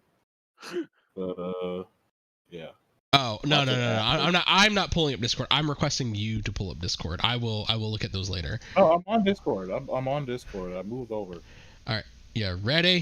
Hold up. I gotta switch. Oh, you're gonna play it now? Oh. Okay. Yeah, I'm playing the opening now. Because I want you to feel my bangery soul. Just send the No, we're the thing. like I I can said. listen it on my own time when I don't have to do something else right now. What are you doing right now that's more important than listening to me talk to you and show you anime stuff? Linear algebra. Man, just listen to the song. You ready? I don't think there's going to be much of a visual. And I forget how to do Gaussian, and I remember this song. I'm going to be mad at you. That's fine. It's not. Y'all ready? Money. Y'all ready? Yeah, I'm ready. Sure, let's ready, go to man. 3, 2, 1. Oh God. Yeah, this is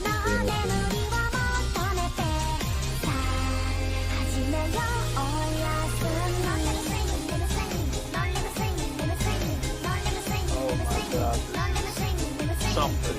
This is incredible. Wait, you said this is what? This is This is something. incredible. This is incredible.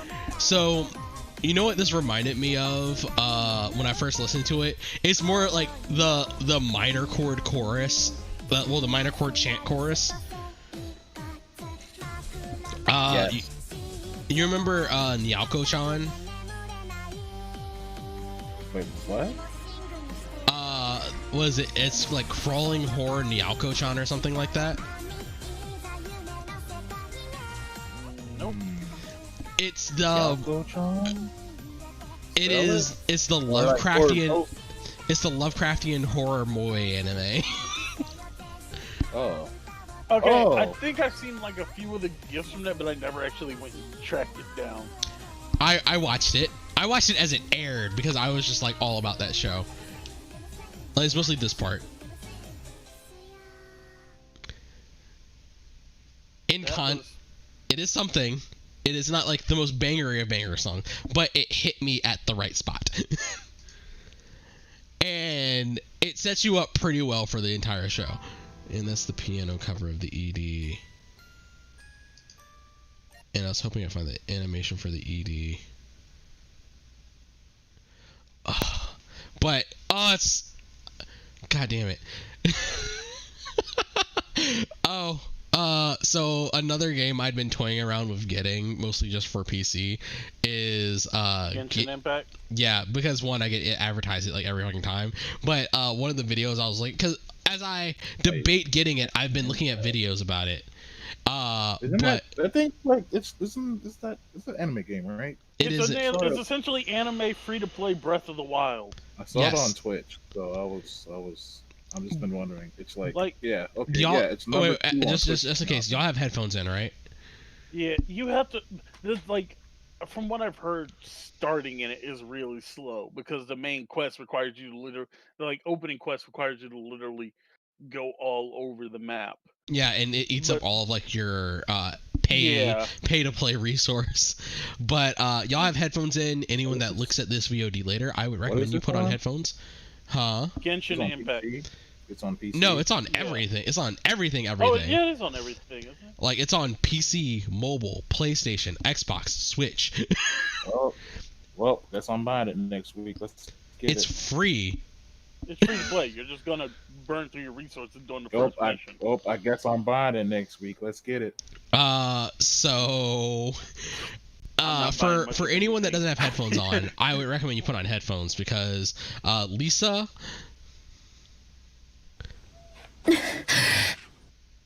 Oh, what the hell was that?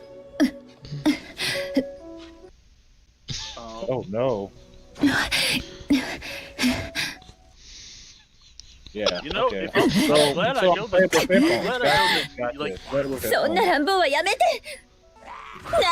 なんです Yep, playing with headphones. This actually might take the place of Senator Takara as Saturday night or whatever the fuck that oh, yeah, Saturday. that was something. Yeah, that's Lisa's voice actress. And I go, hey, she's good at what she does, making everyone feel uncomfortable. So we're gonna go on and go quickly off the rails. In other questionable gaming choices, we've been on the rails. Really? we were doing Oh, pretty good. speaking of rails, let's go watch Donna. Wait, what's that train show called? Watch that train show that Jared doesn't like. Because essentially, Jared, what you did was you jumped the train off of a cliff and then just happened to land on another set of rails. Oh yeah, At least he didn't purposefully throw you into what's it called? VTuber hell. It could have been. It could have went into V. I'm just saying. I'm still Look, VTuber hell, but I'm still I would fighting. have climbed my way back up. With every Right. type of I gotta like recheck. Look. I'm gonna be real with you. Do not underestimate VTuber hell. Do not underestimate it. Because I'm once not you're in, underestimating. Yeah. All right. very- So I'm like, because like very- people were all right. in So your so body here's the to thing. get Here's the thing, real out. quick. That's all I'm saying. That's all I'm saying. I guess like money is different for people because like people are like, oh, what is it, Guguk simped super hard on a VTuber because he dropped like 3,000 yen on them in their super chat, and I was like, but that's like $30. Why? Yeah, I'm like, Yeah. Like what are you? I guess it's more like, oh, Gart just popped up in. And America literally had a simping war for Callie the other day, giving her like 10 grand or some shit. So, I hate hearing that. Look. not 10 grand, 50 grand. Look, I don't get like the standards of people, but that's neither here nor there. But continuing to plow this train. Literally made her uncomfortable too, which was great. Wow. Wait, is Callie? Callie's not the one that looked at her own lewds on stream, is she? No, that's Amelia. Amelia did that one. Yeah. Callie's the rapper. Oh yeah. No, it's funny because thanks to D, I was able to answer a question on one of the Ruby pages because somebody's like, man, I sure do love some girls with size, and there was a picture of Callie in the top, and everybody's like, who is that? And I'm like, unfortunately, I actually know this now. Oh yeah, so Callie's the God of Death one, isn't she? Yeah, she's a yeah, I like her plot. So that if I go down a rabbit hole, it's probably gonna be. All right, it's either gonna be Gargaru or Callie. Don't underestimate the old god or whatever. Don't underestimate. Oh so God, nope. Just, listening to Deadpan Lolly draw really well for 3 hours is gonna happen, and you're not even gonna realize it until it's over. Nope, sorry, running. Stupid invincible knight. All right, well. While Cameron's too far away from the mic to, he's fighting Holocool, the Dark Blade, or something. Yeah. Yeah. Well, yeah, the undying horror, as he's called in the forest. So let us talk about kaiju. You talking about Evangelion now? Nah. We're talking about Shin Gamera and the best fictional universe that doesn't exist. I don't know what you're talking about, but sure. So, I went on a walk today. I went on a wiki walk today. Jared took a deep dive. I took a deep sip. So, yesterday, a notable occurrence occurred, because I don't know fucking English. I don't know it either, it's okay. There was a game that was released in English. And I was debating whether or not I was going to get it in order to play it just for fun, and it would help if I could like remember how to spell things. I'm gonna pop this up over here. I'm gonna switch because I don't want to give away my secrets so quickly. I know what we're talking about. I know you know what we're talking about. I just can't remember how to spell words. But Of note, the Taimanin action game finally released. Oh, you talking about that Tanman Asagi thing? Yes. Oh. Yo, Yeah, how alright, is so that? this is really weird. I had the link on my Facebook page because I searched it, I dug it up, and for some reason I can't find it on the Play Store anymore. Either I can't spell, or Google Play was like, the fuck you just thought. Type in the last. Listen, there's one thing I've learned. We're looking for that. Just type in Asagi.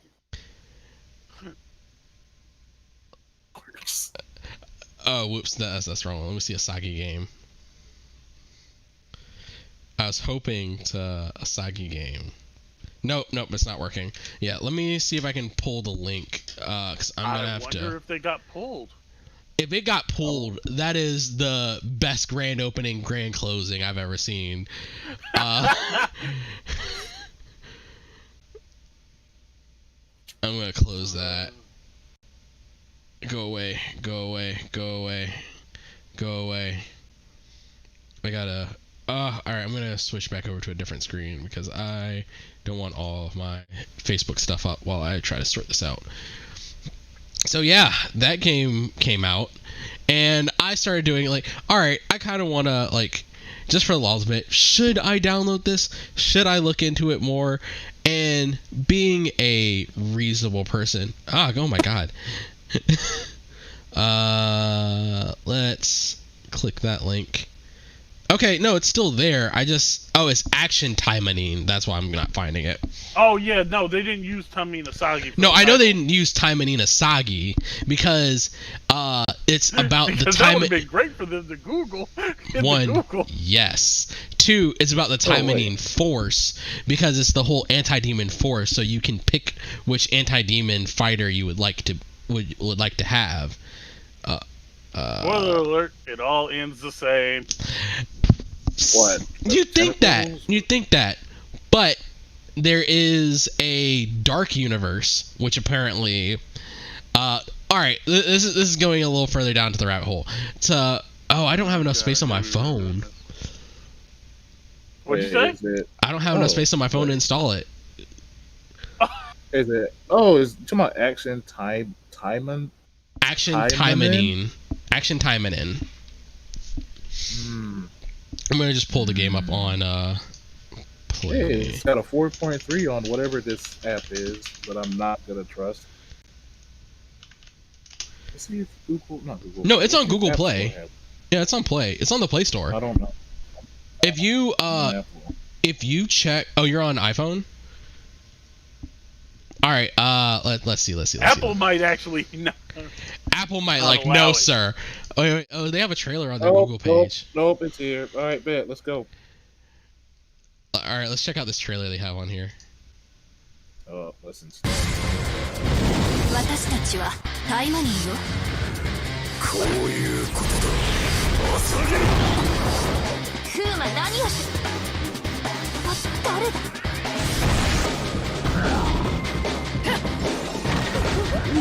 Great shadow. Look, they give you your big three off jump. They give you what is it? Sakura, Asagi, and Warfare Battle Warfare Planet or whatever the game is called. Sorry, I'm playing. Wait, did you say you uninstalled GBGW to put this one on? Yeah. Sorry, I had to make choices. Choices were made, but they get, and like they have like outfits and stuff for them because like I've looked at a few gameplay videos. They cleaned up a lot. They cleaned up a lot out of this trailer from what I've seen that's in this game. I bet. No. Like they're like, because the action game like mostly focuses on a hack and slash, but it is still like tons of jiggle physics. So it's like all the Sakura, ass. but on my mobile phone. And yes. Tentacles probably. I don't know about tentacles yet because I haven't seen anything on that going that far. But wait, why are you exhaling for Senator Kagura? Like, no. I'm just like the whole. I'm not even talking about Peach Beach. Beach is my favorite, by the way. Yeah, I gotta clean some space on my phone because after the deep dive I've done, I gotta do this. We're gonna play this D. We're gonna play this and talk about the depths of the action timing and all of the varying depravity. Yeah, qualities of the timing force. But yeah, like from the very start of the game, they give you your option of the big three on the core timing lore, which is you have Asagi, Sakura, and Yukikaze. Bad that I know their names. Is it bad that I know their names? No, because their names are on because Sakura and Asagi are like your main ones for like the first OVA and like Orobuchi or something. Orobuchi is the demon woman. So I haven't gone deep enough in the game to see if you have like Steel, what is it, Iron Witch Karumi. Let me see if I get that name right. I'm gonna like sweep it away because while my anime list does clean this up a fair bit, it will still has a little bit more than I'm comfortable showing on here. Let's see. I was wondering. I was worried. Yeah, it doesn't. I don't know if they have Aneros or her maid. Of course, they have Yukikaze. Like the cover of Yukikaze, like they censor some of the covers on my anime list, and like Yukikaze's cover is still like that's a lot. And I think I saw someone said that Ingrid was in the game. I was given the visual novels by a friend because she got them for me for my birthday like 2 years ago, and they're literally sitting like on a flash drive. Sir, because they're legitimate copies that she got from J-List. Sir, just what's the word? Just pay it forward. Pay it forward, sir. Yeah. It's licensed. Like it's got like a license key thing.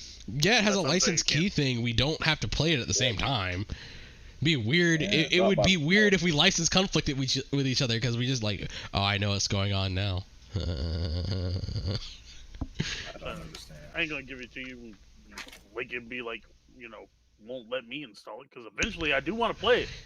Look, I'd imagine like you could install it multiple times off of a single license. It's just like it would check the license if you are playing it at the same time. We'll do some research.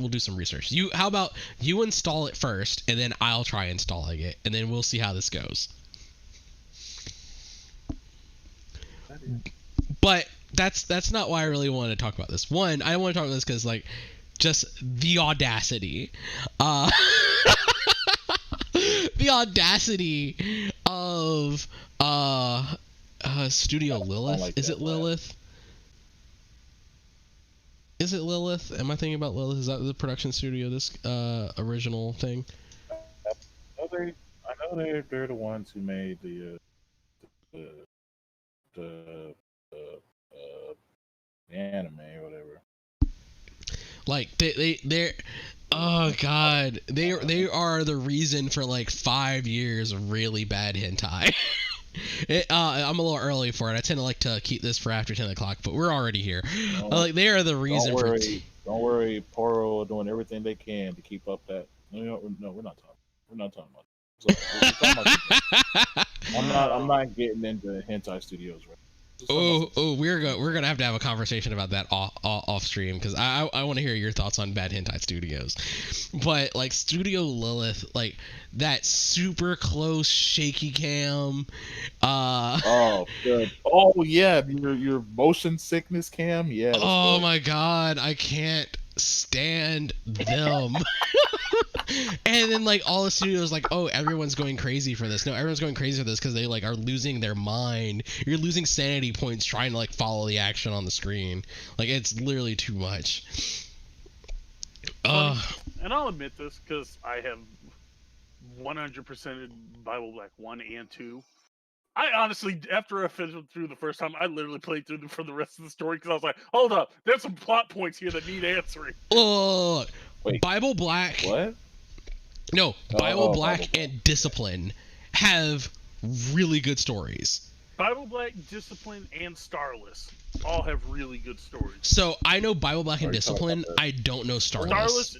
Starless is the one they did after they switched to a new studio. It's just insane. It's the entire development team, but it's just they went to a new studio.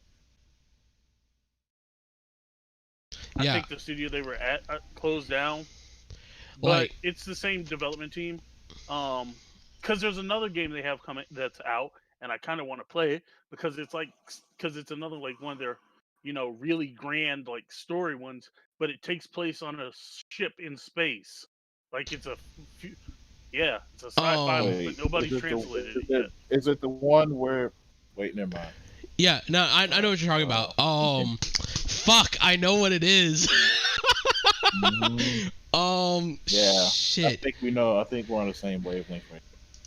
But it hasn't been translated. There's no anime of it or anything.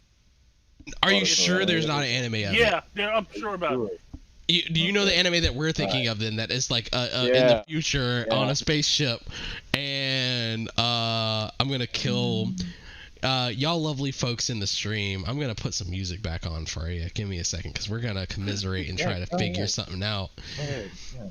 That way I can also. One second. As soon as we finish this, as soon as I finish this, what's it called? Forest Run. Are you laughing like I just threw up orchestral music? I'll pull it up. You came in so strong. But I gotta finish this run for.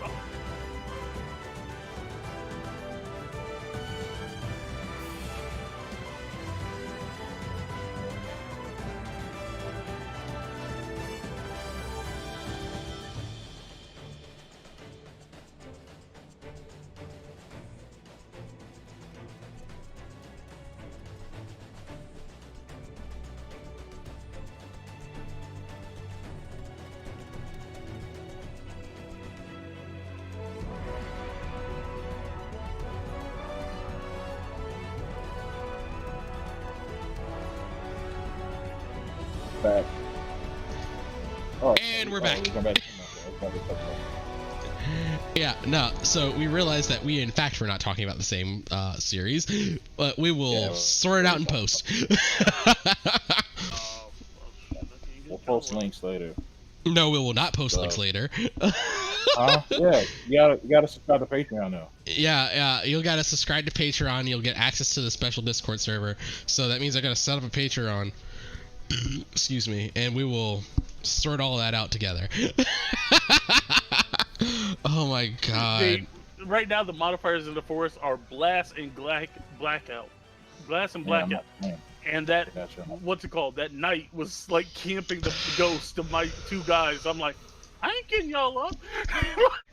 Yeah.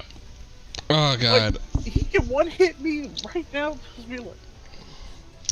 But I keep saying, like, I'm gonna explain like why we're here, because in the interest of doing thorough research, and yes, thorough research, for a hentai game, like the general idea of the Taima Minasagi series is pretty straightforward.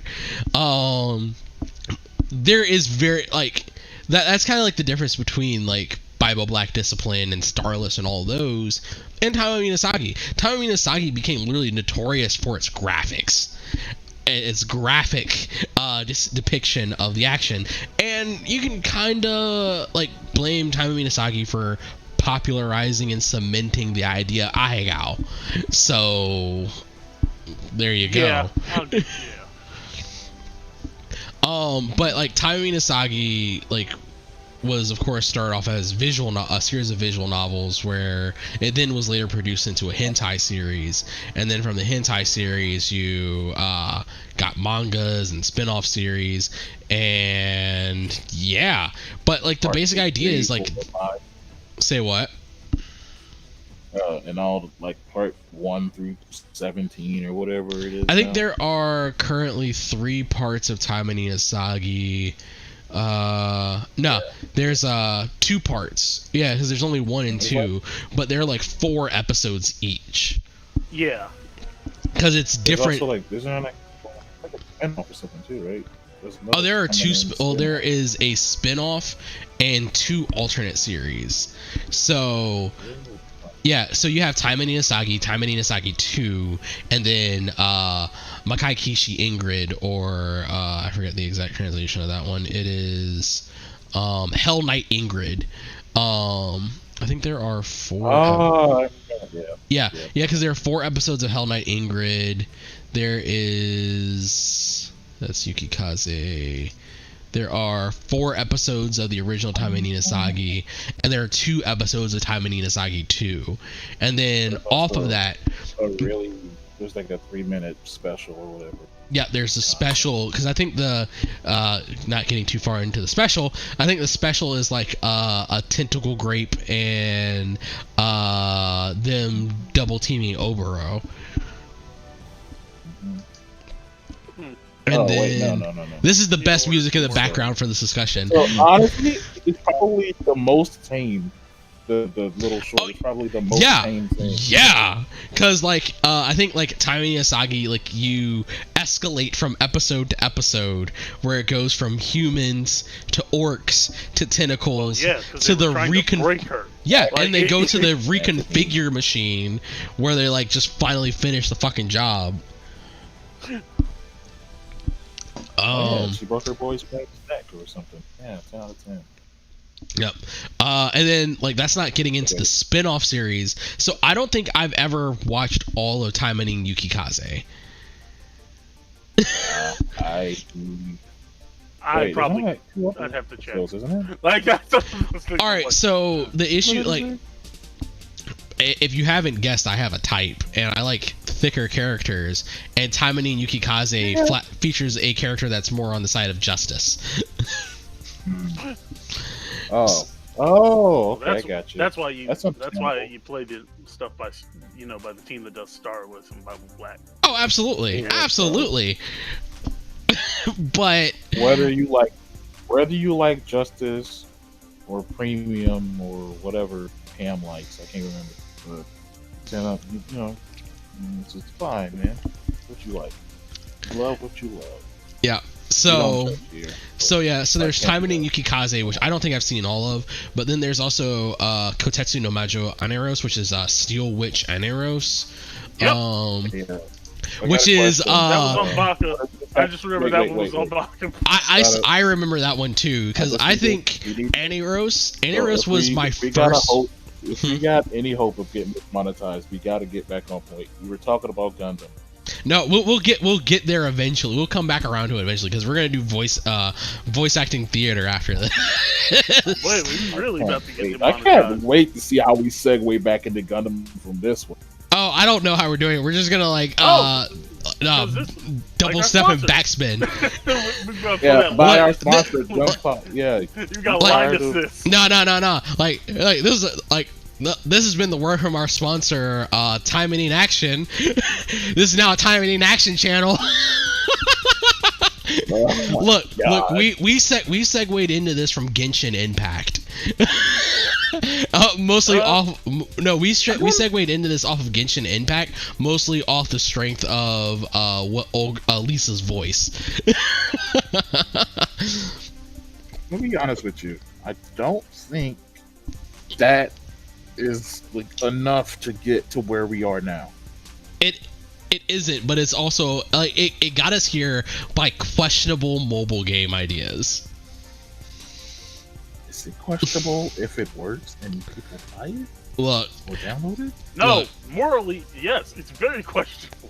Look, I'm just saying. Not morally, man. I'm gonna send you gameplay video from what is it? The Taima ni Action game, and there's a lot of motion where things aren't moving, if you get what I mean. But onto because we're kind of winding. Oh no, because I still haven't like gotten to like the actual walk I took, but I think Kotetsu no Majo Aneros, Iron Witch Aneros, is the first bad end I've ever actually watched, because I'd never seen all of Taima ni Asagi at the point. I'd only ever like seen clips of Taima ni Asagi, and I like didn't have context for it. Like I watched Steel Witch Aneros all the way through, And I think that's the first bad end hentai I ever seen. Well, to be fair, you know, it's funny. Starless's anime is literally that's the one of the bad ends. I don't think I've seen Starless. Wait, because I don't know. I didn't even know Starless had a hentai. Yes, they do. Starless the animation. I will be looking that up for research purposes later.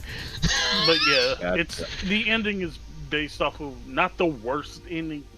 Trust me, the worst ending is notorious. Is it like school? Not school lives. Is it like school days? That would have been a nicer ending. How he got his head cut off? That would be a nicer ending. I'll tell you after the stream.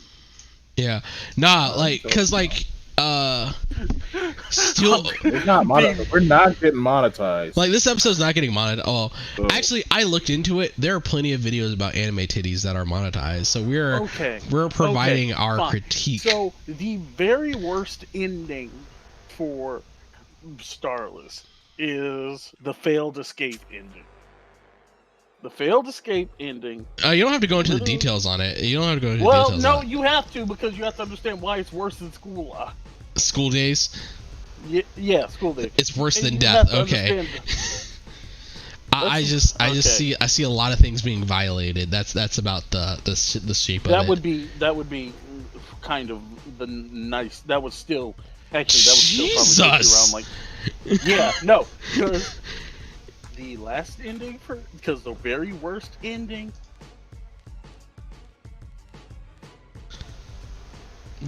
Nah, just say it. Just say it. Just say it, because I've taken you off the stream already. I am prepared.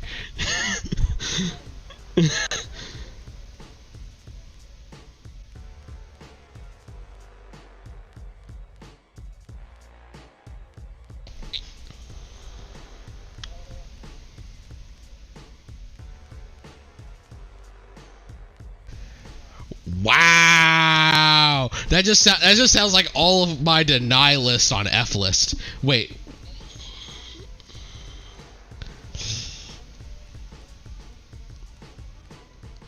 like that just sounds like my entire red list on F list.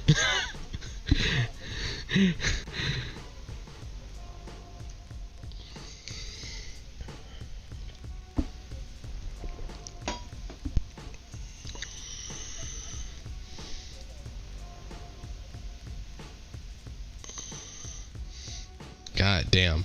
God damn.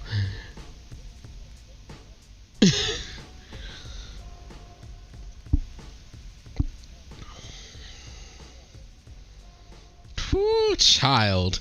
Nope. Let's just say I'm just gonna like hard pass on all of that, and you're back on stream, by the way. That's what I'm saying. The worst end of Starless is not something you ever want to. All right, let's just say, like, yeah, that takes the bad end cake. That's it. We found it. we found it. We have found it. You have to come to the Patreon version of this show to hear that part. Woo! God, what are words now? What? If you want, I can screenshot that ending for you. Look, if you want to, subscribe now on Patreon to get that screenshot. Get the screenshots of Starless. I wish I hadn't, but I did. You are a braver man than I, bro, and I don't think I want that one.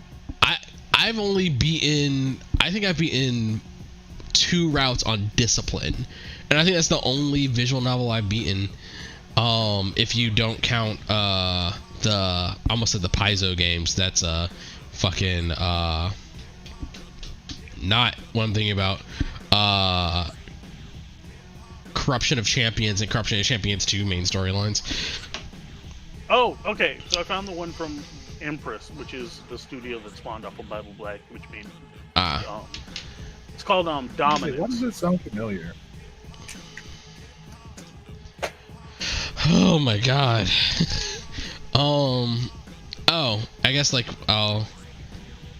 yeah, I'm gonna put I don't think I'm gonna get Genshin Impact Mobile because that's a lot to do on my phone. I would rather just get Genshin Impact for my computer. Oh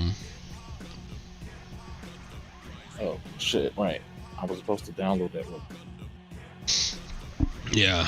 I'm gonna get Genshin Impact for my computer because it's decided. Well, no, I'm holding off on getting Genshin Impact. I will let myself get Genshin Impact if I seriously get back into Final Fantasy 14. That's like my reward for effort. I can't install Action Timeline right now. I wonder if it's gonna be on next gen. I'd imagine it is. Like, it's gonna, like, especially like for stuff coming from Xbox One to Xbox One, Xbox Series. Like you're kind of already there. It's not a big port for a lot of stuff. Oh my god. But yeah, so as attempting to be a thorough tuber streamer, whatever the hell fucking shit I do here, I was doing due diligent research on figuring out like what in the world is the story of Taimanin Asagi or the Taimanin collective universe. So I could speak on it intelligently when it came time to, like, I wanted to stream this and talk about it. Because, like, I don't like just doing, like, hey, I'm playing a game. Look at me play this game. I want to be able to give, like, a little... I want to give my twist on it. Those horrific YouTube ads or whatever. I guess. I'm above that game, now. But this knight's really strong. Don't worry, I'm gonna upgrade my knight and kill. Oh yeah. No. I don't like doing that. The reason I like playing Gundam Battle Gunpla Warfare is, one, I'm too lazy to get Breaker installed on my PlayStation and get my console streaming set up together, and two, I like talking shit about Gundam with my friends. And like this week is because like it's a new core of anime. I've been reviewing a bunch of anime series, and I want to talk about my two favorite anime series. And like I've been. If you look at the Discord, I posted the cover. We will look at that later. We are not pulling that up on stream. Yeah, no, God no. So, no, I didn't post anything crazy, did I? No, I don't know. I'm just not pulling it up now because I don't trust. Gotcha, well, actually, even I can't. Anyway, so we were, debauchery. as I was doing my search for Taimanin Asagi, I was like, well, I wonder if there's a wiki that'll like lead me down the rabbit hole of like understanding like what all's going on in this like world. And I stumbled across an entry for Asagi Igawa, who is the main character of Taimanin Asagi. Nothing weird about that, which was on a wiki I'd never heard of before, which was the Maho Kaijo series wiki. Now, this wouldn't be weird in any other circumstance, but I'm gonna go on and give you like the entry for like where it came from. Asagi Igawa is one of the prominent characters in the Maho Kaijo series, making her first appearance in the anti-demon kaiju Taigaya as the female protagonist and one of the main characters of the series Taimanin arc. So I'm like, that's stuff I don't know about Taimanin Asagi because or Asagi Igawa because I only know her from Taimanin Asagi and the Taimanin Asagi series and spin-offs because I know there's spin-offs of the show. So I'm like, oh, maybe there's more to it than I know. So I start trying to poke around like, oh, what is this Maho Kaiju series? And it leads me to let me see if I can just get the overall series. So the Maho Kaiju series, as introduced by this site, is said to be is the name given to the Japanese anime franchise in the kaiju genre that is composed of various movies and related media that were released in the span of 10 years from 2019 to 2029.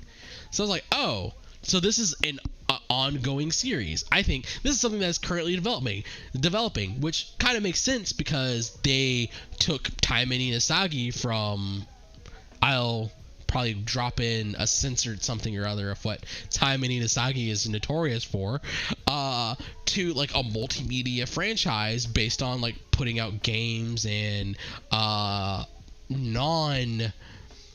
let's say 18 and up content. R18, yeah.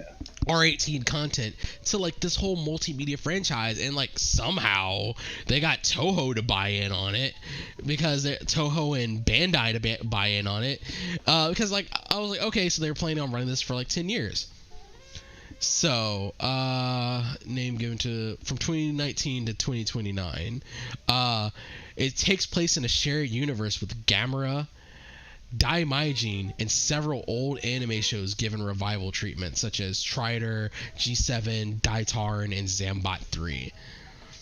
And like it has like all these things about like the development and all this stuff. So I think I'm going crazy because I just start diving through this wiki. I was like, I'm confused. I am so confused. From a different dimension. This is a wiki from like a wiki from a different dimension. Like just George found a wiki from a different timeline. Yeah, cause some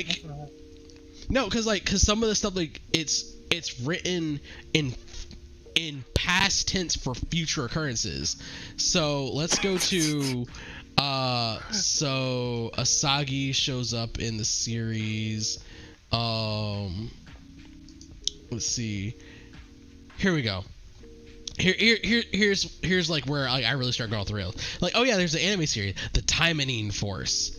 Taimanin Sendan, the anti-demon ninja force, is I'm scrolling down because I don't want that up on screen for too long, okay? Is a television anime series produced by Sunrise and Toei Animation and distributed by Kadokawa Productions. The show aired in a 7 a.m. time slot on TV Tokyo and ran for 50 episodes from August 27th, 2022 to August 5th, 2023. Like, nigga, what is the time loop I have fallen into? What? I told you. What happened? I told you, he found a different timeline. So is this the timeline where Saturday morning porn is a thing? Yes. It is wait. I think I found the confluence point. Funimation lets interspecies reviewers stay on their platform and air unabridged. And we reach the 2022 in August where the Taimanin Force is on Saturday morning cartoons in Japan. Oh my god, man. Interspecies reviewers, lads, I found the confluence point. It's like when they say like Garma goes to hell versus Garma goes to heaven, or AI is bad God. In the Gundam universe. It's interspecies reviewers being pulled off of Funimation. I have solved the time paradox. Well, we're gonna find out. This is where Shinji actually got into the robot. No. I don't think we don't deserve. Well, actually, since it all turns orange, I guess Shinji does get in the robot in our timeline. But whatever. So somehow our dear leader triggers the third impact, and Funimation. It's so close, Funimation. Hey! Look at it. It's Sunrise and Toei. So come on, Funimation. Get on this. Make this a thing. Saturday morning porn. Jeez, that's. And like they have Edwin Black, who is a recurring character in the existing Taimanin series. But like it's a whole thing. So like where it like really threw me was like, so even reading this, I thought that this may have been a poor translation where it's like, this is planned as a 50 episode show in 2022, and like maybe they just translated it badly and said like it aired from, it's not airing in. What finally like got me over the hump to realize this is someone's huge fan project. Did someone what? Wait. Okay, never mind. I'm in the Twilight Zone right now. I could have sworn I saw like King Cold in the background there. No, King Cold is not in this, because what you're seeing is the poster for a false movie, which is Shin Gamera, the absolute guardian of the universe. Now, shout out to the man who made this. Yo, all right, we're gonna. This is where the possibilities collapsed, and I realized like no, the determinate phase of our universe has said no to this being a thing. Because their idea of the Shin Gamera movie was like, Shin Gamera is a 2019 Japanese animated kaiju film in the Gamera series, co-directed, and this is what threw me, not really threw me, what raised my red flags a little more, co-directed by Takashi Watanabe and Sam Imbecile. So imbecile, however the hell you say that word. Yeah, but that's we're just like what? Because like Watanabe is of course because like Watanabe doing a kaiju movie.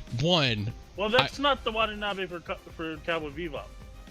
That's the Nichiro Watanabe. Nah, that's Shinichiro. Oh yeah, Takashi Watanabe. Excuse me. Cam would have been like, huh? Yeah, no, I would have been like, no, but yeah, I gotta actually look into. Yes. One, Shinichiro Watanabe doing a kaiju movie. I now want this. I now need this in my spirit.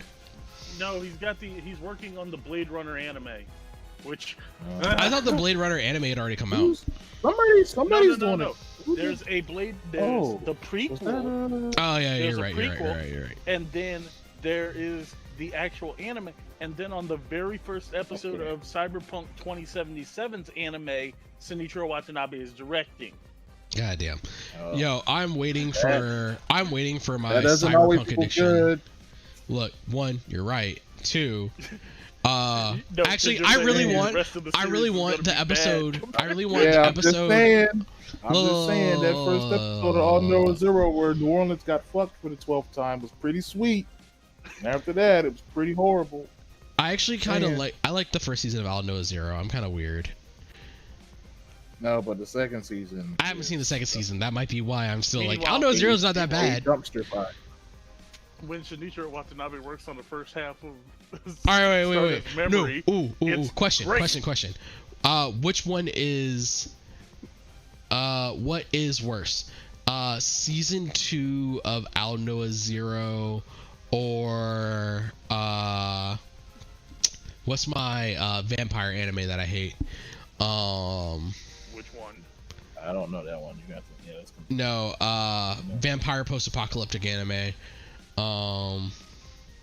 Seraph of the End? Yeah, Seraph of the End. Which one's worse? Season 2 of All Noah Zero, Seraph of the End.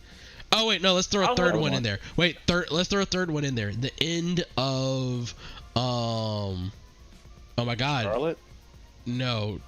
Actually, I could get real pissed about Charlotte. I have not. So I after I forgot who it was died in the building collapsing. I'm like I'm done with Charlotte. I'm not gonna finish the show anymore. But no. Oh, trust me. Trust me. It's probably a good time to stop. Oh, sweet. I picked a good spot then. Mecha cucking. What? Mecha cucking. You gotta know what I'm talking about. Darling in the Franxx. Oh. Okay. See, I'm not gonna. Darling in the Franxx isn't that bad. Because that was K1. Darling in the Franxx. That was A1. Darling in the Franxx isn't that bad. No. Come on. Wait. Let's get this. Let's clear this up. It's A1 and Trigger. No. It's got the Trigger stuff, but yeah, it's still got A1. But you can also. But it's got Trigger stuff. They also set up the different studios actually directed different episodes, and you can tell. Ah, that is true. Oh yeah, you can tell when you have 5 minutes of recap. It's definitely A1, boys. A1 and Reki Kawahara. A1 make you go like, wait, did I watch this episode last week? All right. Oh. But yeah, so if you had to pick, Darling in the Franxx, Seraph of the porn, Saturday night porn, Saturday morning porn, yeah. No. Yeah. Look, nothing's better than Saturday morning porn, goddammit. But Darling, the end of Darling in the Franxx, the end of God, where do we start off on this whole bit? You said second season All Noah Zero, Seraph of the End, whole series, the whole series. Okay, No, because you know what? I found Sarah for the end actually very interesting. Oh, I think no. after you found out the main character's backstory, after like you found out he was like the last one of these kids, and the ultimate vampire king. Yeah, there we go, boys. Yeah, once you found that out in like episode 5, I was like, oh, like once he gets his weapon, I was like, all right, this show is like already kind of peaked. Everything else felt kind of dumb. well, no, because you know the funny thing is, that was another one of those things where after the anime ended, I was like, hold up, there's more, and started reading, and it's not bad. Like I was like, okay, I could see the manga of that not being bad, but it just felt like that anime was executed so poorly. Oh no, yeah, no, but then again, like I like the way it was done. Everything. Wait, all right. No, do you like the way Seraph of the End was done, or do you just like the Sawano? No, because I could honestly watch it without the Sawano. You could watch Seraph of the End without the music. I call bull fucking shit. No, because I'm sorry. Because when dude goes like Psycho, when he lets his sword take over with him, and they have to kill him essentially with their own coffin move. I thought that was great. Like, the fights can be good. Like, that's like saying, oh, God of High School is the best anime of last season just because the fights are the best. But no. The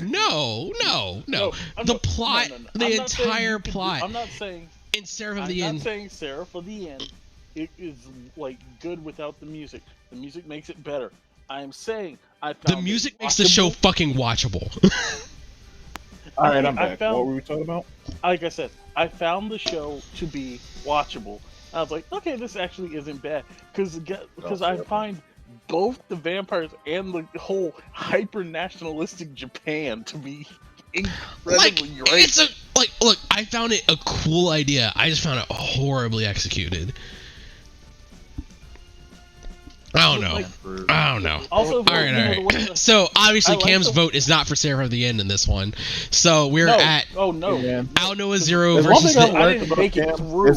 If it has like a cool backdrop and a cool premise, Cam will at least give it half of the show. So we're at the season 2 of Ao 0 versus the end of Darling in the Franxx. Which I didn't even make it through. You didn't make it to the end of Darling in the Franxx, or did you make it through Ao 0? I plowed through Ao 0 season 2. Did you? All right. So has anyone here finished Cucking in the Franxx? Yes. No, I haven't finished Cupcake in the Franxx yet. I did. No, not Cupcake in the Franxx. It's Cucking in the Franxx. Let's get that correct, sir. I did. Yeah, sure. I haven't finished Cucking in the Franxx. Thank you for saying the series' correct title. Like, did you? All right. Did you see? Honestly, I'm probably gonna finish it. November. When I have time. All right. Okay. So Cam, since you finished both, what are your thoughts? Okay. I was watching it and I was like, well, this went off the rails. This is something. Like, and I was just going. All right, I'll say my thoughts on it. Go ahead. I was like, man, A1 really kind of just took the show and ran off the rail. I was like, but Trigger is trying to trigger their hardest here. Look, all right, it's like I'm gonna put this out here. Like, it's like Trigger looked at the end of oh my god, my brain is mush tonight. What is my anime about my drool pierce the heavens? Gurren Lagann. Yeah. It's like A1 looked at Gurren Lagann and it was like, okay, I know how Trigger likes to end their series. And like, we're gonna go spaceship. A giant robot fight. But giant robot fight. Galaxies, and space. Let's go, Trigger. We got you. And Trigger's like, what? Wait, no, but you have to make. How are you getting here? Like, we have to make this payoff worth it, and there has to be, loss and moments of upliftingness. It can't just be ridiculousness. Spaceship waifu. 5-minute intro go brr. 5-minute intro go brr. Like it's one of those things where like I don't know, Trigger. Trigger is one of those. I'll be like, fine, Trigger. This is very Trigger. But like most of the an time, ending can be very trigger. Is very good because brand new animal is amazing. All right, don't tell me any more about it because I haven't finished BNA. I need to get through more of it. I got through the illegal immigration episode of BNA. It's really trigger. Oh, it's absolutely trigger. Like it's really good. Look, like trigger is really good at a few things, which is women coming of age. Like if you like women coming of boxes. If you're gonna check off the boxes for trigger, it's got them. Oh, mascot character that's cute, but kind of off-putting a little bit sometimes. Yeah, got it. Cute girl, main character. Yeah, coming of age at some point. Ridiculous, over-the-top rails ending. That's a mess, but you still enjoy it. Yeah, but like, because like the weird thing is like Trigger anime's endings can go way the fuck off the rails, but it makes sense. It makes sense. Spaceship waifu. Yeah, it feels right. Yeah, it feels right. I mean, I would love a spaceship waifu. In the context of Darling in the Franxx, like where that whole show from the beginning didn't make sense. You can't really like. Hey, look, bro. It was just about getting the birth rate up or something. I don't know. Yeah, like they don't even explain the whole origins of the mechs and everything. So I was just like, what? It's true. Fine. This is gonna get really trigger really quick. I just wasn't ready for that second half of that series because I was like, all right, man, Trigger, you did what you got to do. It's our turn to ruin. Let's go. Oh God, there's so much good potential in there because like that whole honestly the stamen and pistol idea, they're flowers, that's cool, and these kids have no idea about how the Franxx right now. Yeah, we're still talking Franxx. Okay.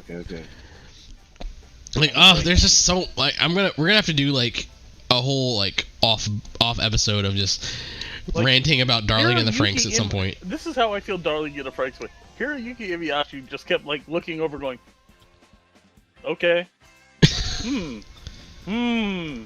That's a cool idea. Let's do it. I was just gonna finish the story. Doesn't really matter. Just make it look cool. I'm now you wanna know the thing? Trigger is doing what's it called? Trigger is doing the Cyberpunk series. Oh, that's I can fucking go with that, I guess. Is Keanu gonna voice act for the English version of it? Well, okay. Here's the thing that here's the thing that we're gonna get into that we have to talk about for Cyberpunk. That's kind of interesting. Okay, Cyberpunk 2077. Has Keanu's character Johnny Silverhand, okay? Mm-hmm. In the Cyberpunk lore, Johnny Silverhand died in 2050. Violently died. Was eviscerated with an assault shotgun. Now, but the thing is, Johnny was invading a facility that was known for being able to upload people's brains into the net. I guess we already have our answer. Yeah, but we got Johnny. How that happened. Look, Johnny is a ghost in the shell. Let's just fucking roll with it. Yeah, we're doing it, bro. Because Johnny invaded the Arasaka building with a team to find his girlfriend who created the net diving software. Let's just go on and cut this short. The anime is gonna be directed by Trigger and produced by Production IG, and we're already done.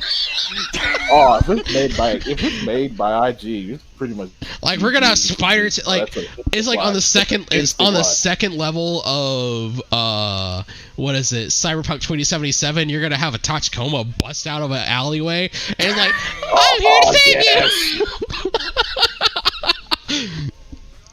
you. I'm really looking forward to Cyberpunk Edgerunners, but Edgerunners doesn't come out for 2 years. Makes sense. This anime for Cyberpunk doesn't come out for 2 years.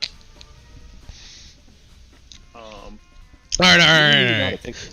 So, God. What'd you say, D? You really know how to take the wind out of a man's sails, man. Shit. Look, man, I've had this game pre-ordered since April. You think I feel? Look, I'm waiting on the special edition Xbox Series X of Cyberpunk 2077. I have the hardcover rule book for the base game. Well, all right. So we're Which here. Is why I've asked you all several times before. Would you all want to play a Cyberpunk campaign? Because I love this universe. Fucking yeah. All right. So we're here because universes are weird. And so what I was showing before was the poster for this whole movie of Shin Gamera. So Shin Gamera was a movie that supposedly came out in 2019, which sent me down like, hey, all right, so this movie supposedly exists. Let me see if it does indeed exist. The last Gamera movie that came out there's a short reboot that occurred in 2006 with Gamera the Brave. Movie Bob talked about that. Exactly. So I guess there's a Gamera anime, which sure, whatever. But no, there is not. Like, maybe Wikipedia missed it. And then I checked my anime list, and I'm gonna bring up my anime list because you can't see it, but it is currently filled with links to Taimani Nasagi's stories. But yeah, nah, that didn't happen either. And this is where it all starts to unravel. And I finally did my Googles and looked up Takashi Well, I didn't really look up Takashi Watanabe, so I wasn't sure who the fuck they were. But Sam the Imbecile has a bunch of different accounts on a bunch of different cross-universal wikis, and this dude just really likes the Taimanese universe and kaiju, and fuck it, let's do them together. Because apparently his idea was to reboot the animated kaiju universe with Toho properties with Super Sentai stuff, and as part of this whole Super Sentai universe, because with the awakening of the kaiju, it awakens the demons, so you have to have what? An anti-demon force. And who's a perfect anti-demon force? That. Yes, scantily clad at neat. Probably pretty good at stop the first season of the Anime Sagi. It was probably good to stop the first season of what? It's probably good they stopped what they did for time in season 1 or whatever, because kaiju fucking sounds perfect. Oh my god, I hate you. Oh god, it just clicked all that. Yes, it does. It would suck to get fucked by a kaiju. Gamera's giving Asagi the eye.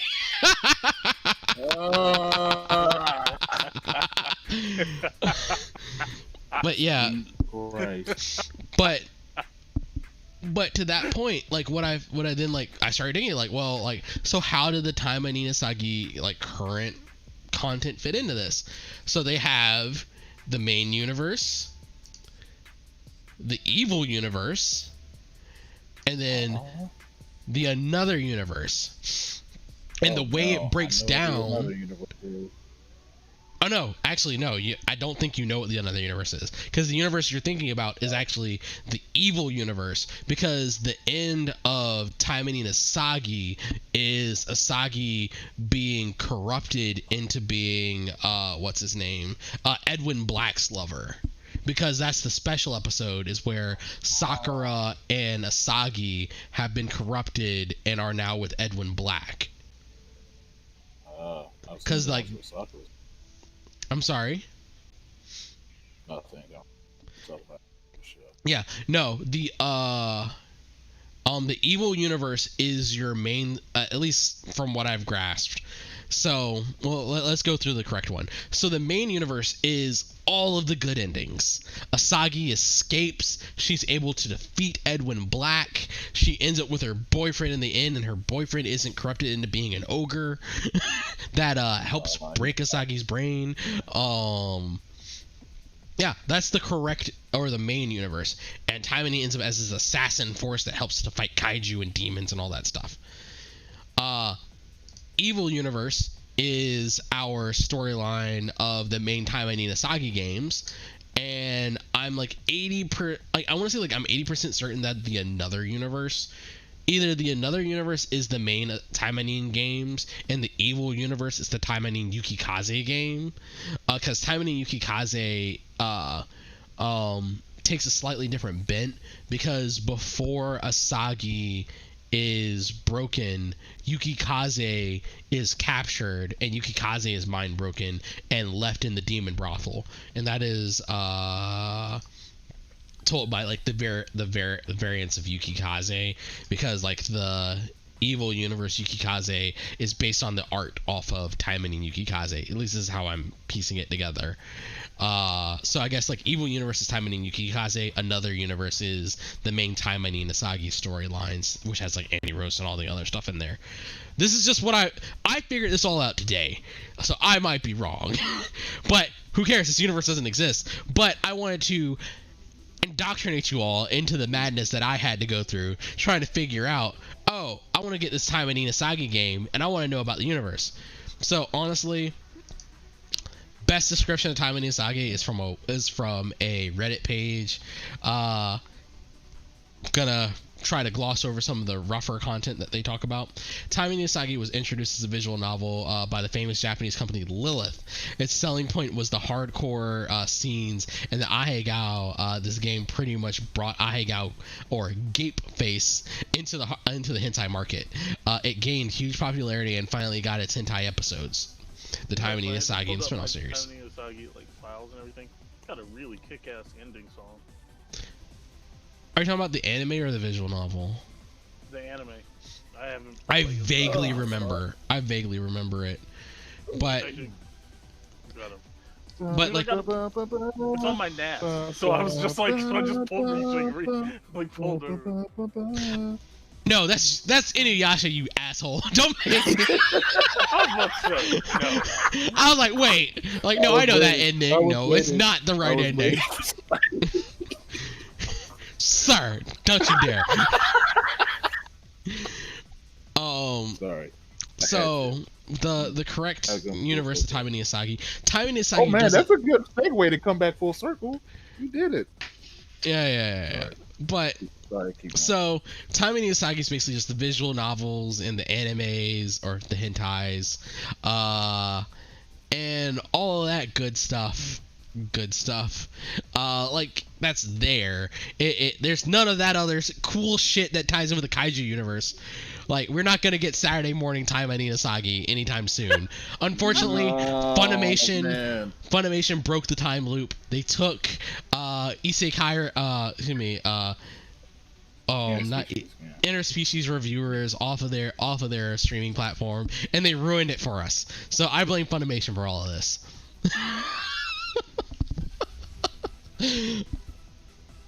Oh my god. So look out for the future. I'll probably be playing Taimanin Action because I have a lot of curiosity and a lot of trash taste built up, and let's go. Are we all? Yeah. So speaking of poor decisions in games, a certain time has arisen. Oh yeah, let's get it. I've been waiting for this one for like 50 weeks. All right, so I think, let me stop hitting buttons. I have finally assembled a squad capable of defeating Gundam MILF Waifu, and her nuclear bazooka, and her nuke. Wait, what did you call her? Gundam MILF Waifu. That's better than what I thought you said. What did you think I said? Don't worry about it. We'll talk about it after the show. Oh my god.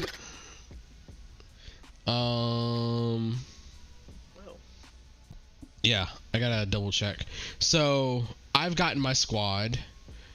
I've done a fair bit of work. So I have my new max squad. I'm still doing some tuning on it, so I'm not going to do a deep dive on what they have.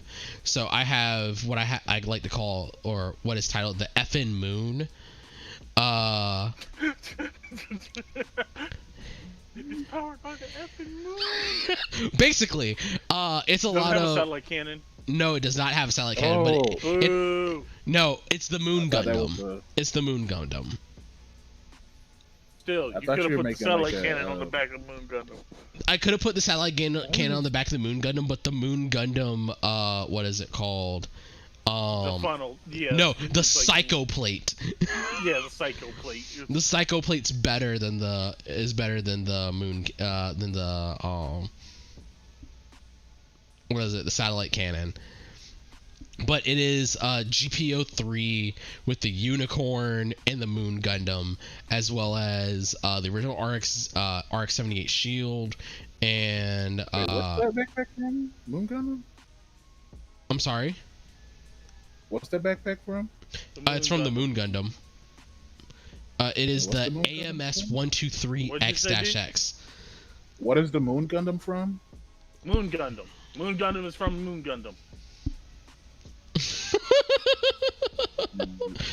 I'll just hop on Wikipedia. Moon Gundam is a UC manga in which one of the successor to the Suzabi floated out to Moon from Double Zeta. You know, the lost colony where it was kind of all like tribal and everything.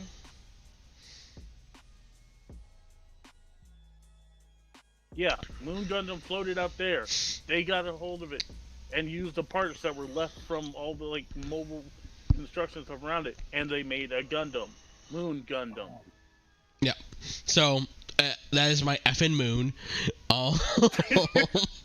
Then I have it's a little funny. I built it on a slot that was originally called Full City. There are no parts from the Gushin Full City. There are no parts from the Gushin Full City, but it might as well be. It is the Hainu Mega Beam Cannon, the Extreme Gundam Backpack, and the Atomic Bazooka are kind of the keynotes of this. So you're giving that to Eok? No, I'm not giving it to Eok. I gave it to Lock On. Okay, good. No, I gave it to Lock On Stratos. Wait, which Lock On? Or does it not matter? I'm actually not first sure. Season Lock On, second season Lock On. I'm like 80% certain this is first season Lock On.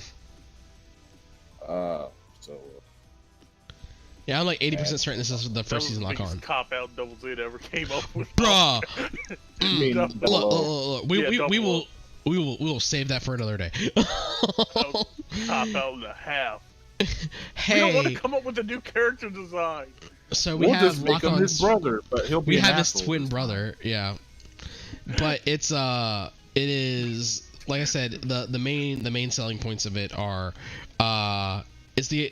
I want to call it the Silo Gundam or some shit like that, because it's GPO3 stamen legs with the GPO2 chest, and it has like the shoulder missile silos from the Extreme Gundam, the Carnage launchers, that's what it's called, and the nuclear bazooka. It's kind of a semi-aesthetic build, but it still gets me there for a 3-tag build with the high new shield, where it's ace, long range, and high firepower. It is meant to rain. Gonna blow up the effing bases. Yes. Well, no, it's not meant to blow up the effing Gundam. It's meant to blow up everything in front of the effing Gundam, while the effing Gundam's like wreaking havoc in front of it. Oh wait, no, excuse me, no, I'm wrong. About the gun company. Oh yeah, you're right. Close. And I'm a little wrong because the parts on this Gundam are actually a skin.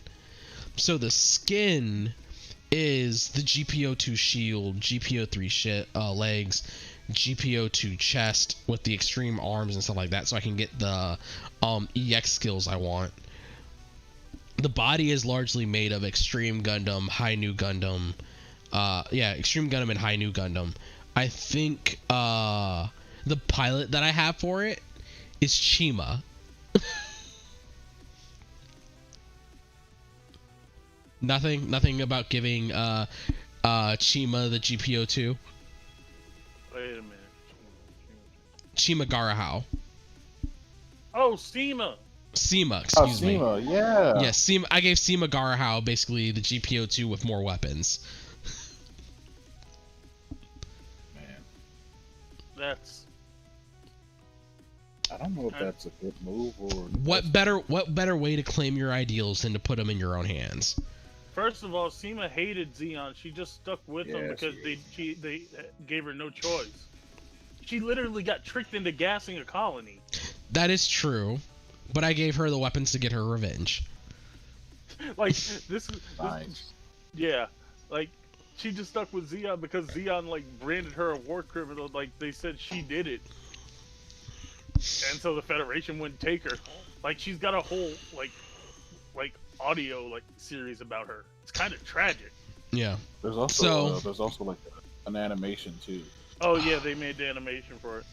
But yeah, like she's one of the more interesting characters in Gundam because it's like she hates Zeon because they also like took her home colony and used it, you know, as a colony laser.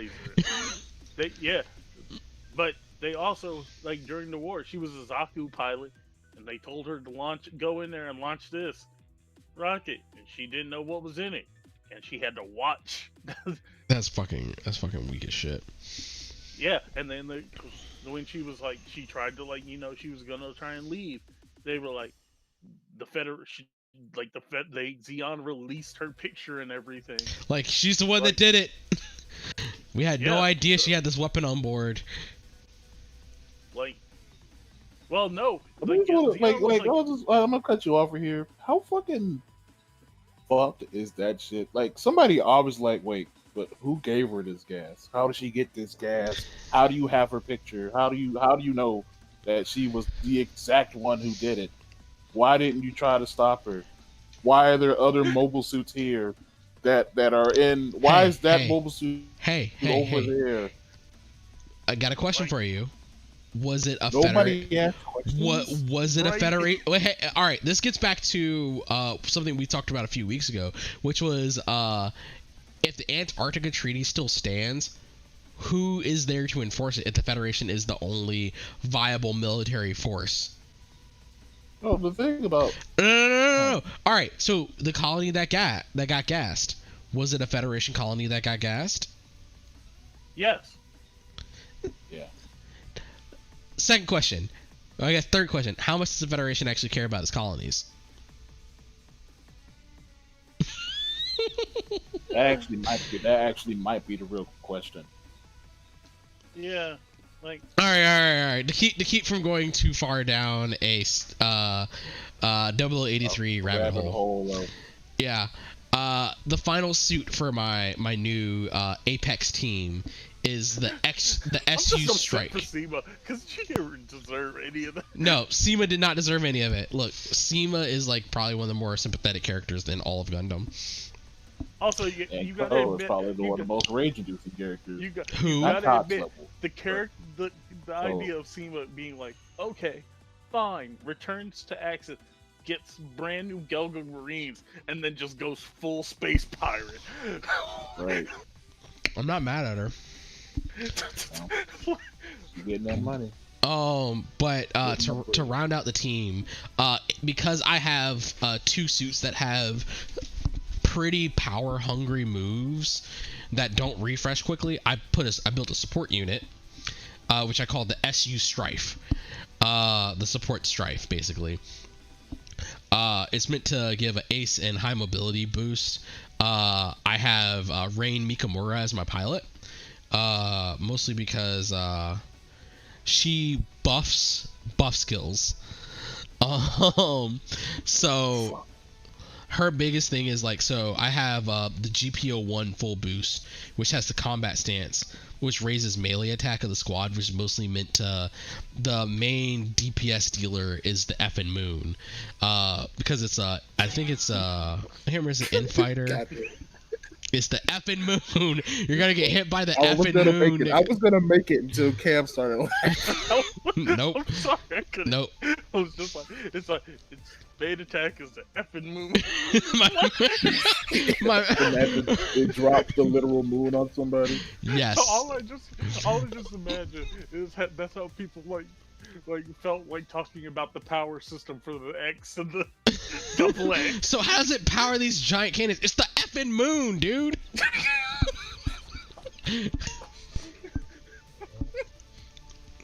But yeah, so she's there to like boost the attack power. So what's Rain's ability? So as long as her armor's up, buff EX skills have a 4% improvement.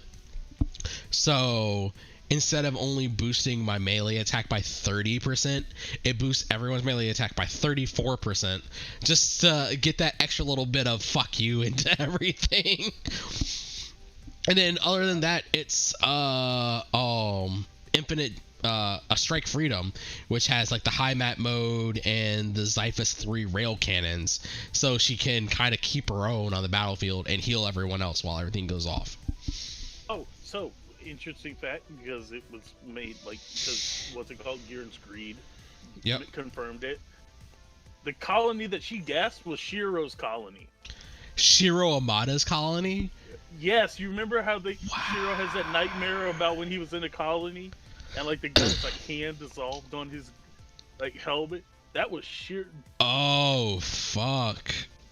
Which, wait, and the best thing is, some people were like, okay, well, maybe that's, done and confirmed. Well, if they meet in SD Generations, they confirm it.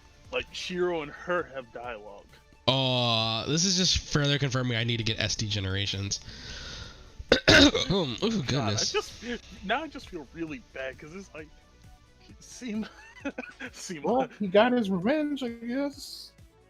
What, he fucked a Xeon pilot? No, he killed her. No, Shiro from 8th MS team. Oh, Shiro, my bad. Yeah. I'm thinking about Ko. Not Ko. Captain Absolute Average. Ko, Captain Absolute Average, or Captain Cuck, as a lot of people start calling him. Honestly, that's a pretty good way to put him, Captain Average. Also, this is the only man who ever lost 3 Gundams in the series. The best part is he's probably not even the best pilot on that ship. Yeah, no.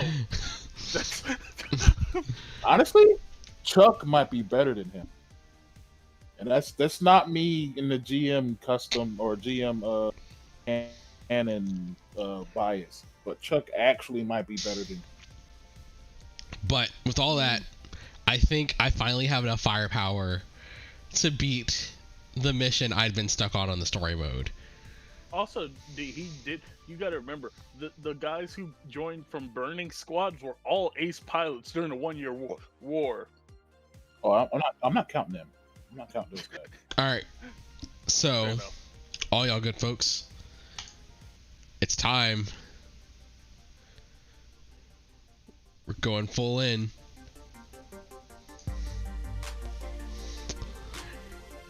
Let's do this. Oh wow, we're really into the meme, man.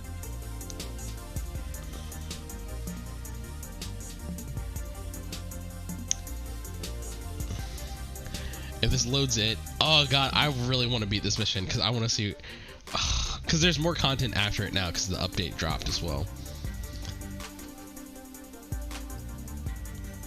I'm gonna see if I can find a Goldblum Masquerade. It's like my favorite mobile suit. I've never built one. Really? I've built HGs. I've built like 5 different versions of the Gelgo. You never did a master grade. Yeah. I could have sworn you did. Nope, because there's, let's see, I can go down the list of MG Go-Go. God. Because there's the MG Go-Go version 1, which is like from 1998, which is not a kit I'm interested in building. Because that's like first year MG stuff, so it really didn't even have a frame, There's that charged version of that Gelgo. Then in 2003, they did Annabelle Gato's Gelgo. And that's got Gato's sniper rifle and everything with it. But that's a really hard kit to find. It wasn't P-Bandai, it's just hard to find now. So doing beam templates to recover energy, Xiphus 3. No, you don't! Then there's what's it called? Then there was another. How are we doing on power? One of the Oh yeah, then they finally did a master. I'm in super armor going into the final round. Oh come on! Why are you not attacking? Please. Oh, not the signature. Oh, this has dropped me down to 50%. This is some bullshit. This is some bullshit. Oh, if I get bisected and die, I will be fucking sick. Alright, the bisect didn't go to me. I'm beating the brakes off of Sanka now just so I can get this victory. Let's go. Come on. Oh, I gotta pull back. I gotta pull back. No. Where's my squad? Has my squad died? No. Jesus. No. Jesus. Oh, come Wait, on. AD.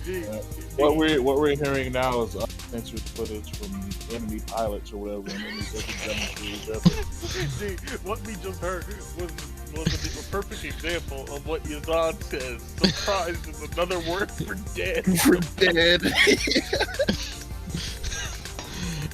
How did that happen? I don't know how that happened. I don't know how that happened. That they cheated. Most they cheated. pilots. How did that happen?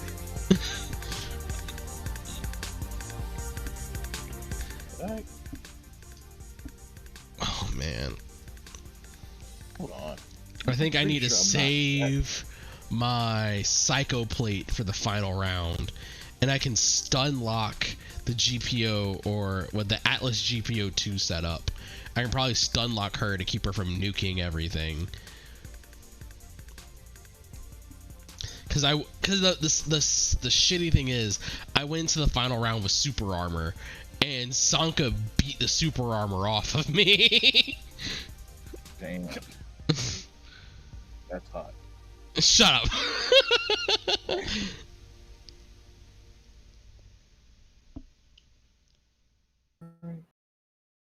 Funny thing is, I'm thinking about it as like going back to like the pots and everything.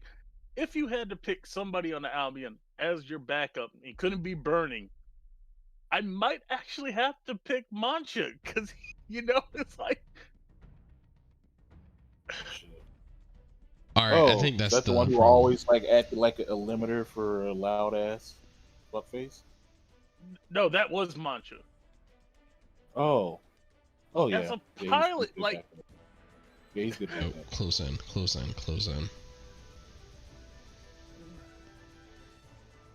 Yeah. Like Bernard Mancha might be a. Why is my melee not triggering? What the fuck? He'll keep you alive. Yeah.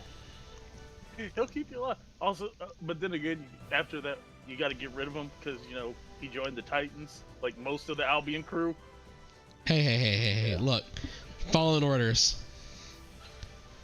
Ah, fuck! I just used the wrong move. All right, I can take it. That's gonna be clear. That's one down. Oh, okay. If Sanka hits me, I'm gonna be fucking sick. God damn it, Sanka. Oh God. Guys. What's up? What did you do? I just read something because I might have to. What? I don't remember that. Oh, fuck! This is the new one. Oh, I got bisected out of existence. So apparently, there's a new Advanced Zeta thing called Advanced Zeta Reboot. Black Rabbit had a dream. Ongoing. Black Rabbit had a dream. Black Rabbit had a dream. But check this out. After the defeat of the Titans at Grips, Bernard Mancha fled to Mars along with other Titan remnants and joined Re-Zeon. What? That's okay. Sure. That totally makes sense. Under a false name. Because, that's right, because the Titans were being tried as war criminals. Yeah. So he was like, nope. You think? Because what's our old boy we were talking about last week that just hung around with his Dovin Wolf and was like, nope, different guy. Oh, the dude, you mean the dude from the Bylark Custom? Yeah. Bylark Custom, that's it. Yeah, who kept changing his name.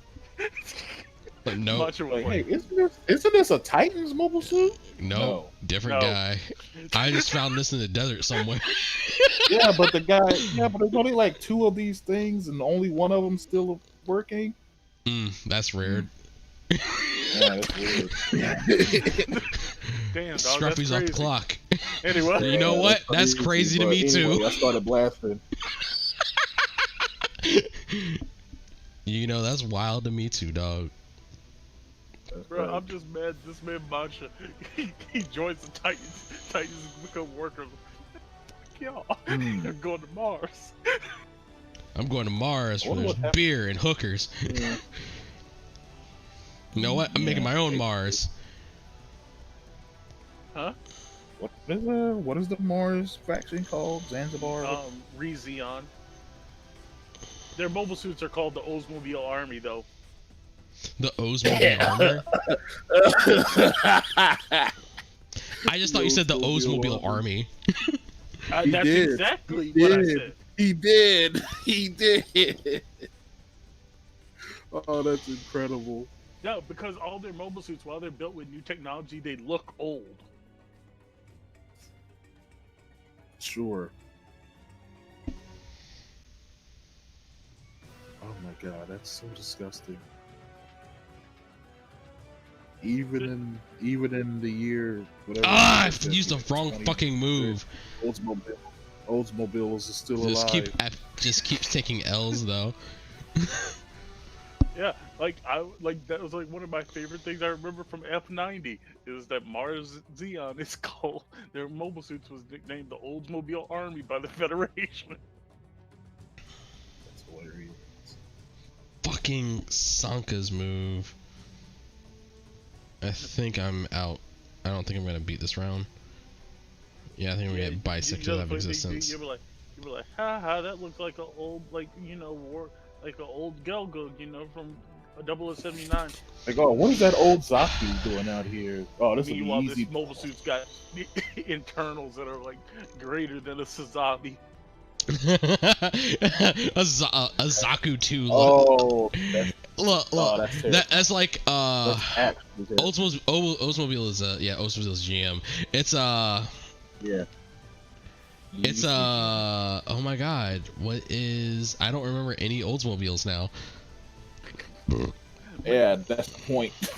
Yeah, but no, because it's the OMS 06 RF Zaku.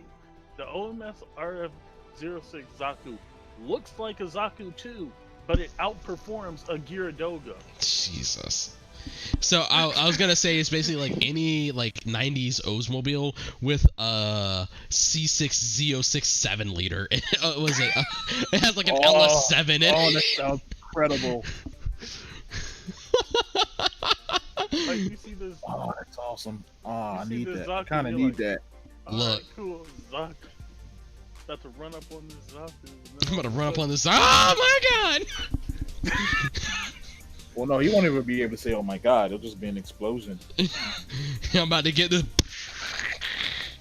Seriously, I just drop one in the general so you can see that it looks like a Zaku.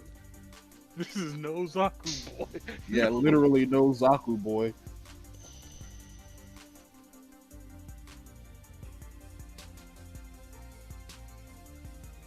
Do you see it, D? Huh? Oh, hang on. It's in general. Mention something. All right, there we go. I gotta open it up. There's so many big moves going off. I can't see what is going on anymore. I just see your screen going white. 2 nukes went off and 2 super cannons were fired. At least if like the Oldsmobile Army, you see when you see the new version of the goof, I'm not thinking that performs like a goof. I'm thinking that these guys. Well, with the Zaku though, you can kind of tell. There's more thrusters. It's a little bit more modern. Yeah, it's a little bit more modern. It's got that Kenji's going down first. Sanka gets this work next. Yeah, it's a lot more come on. Yeah, it's a lot sweet. Where's Sanka? Ah, fuck. Meanwhile, that's the meanest looking. The goof Alright, looks Sanka. chunky. That goof looks chunky. Fuck. Come on, not back to back. Not back to back. God damn it. I had the move ready. I just couldn't get it off. I could probably spin the 50 and finish it, but I'm being too stubborn. Like, I want to finish it clean up because y'all will not. Yes, it took me like four or 5 weeks to get here, but I am the champion, goddammit.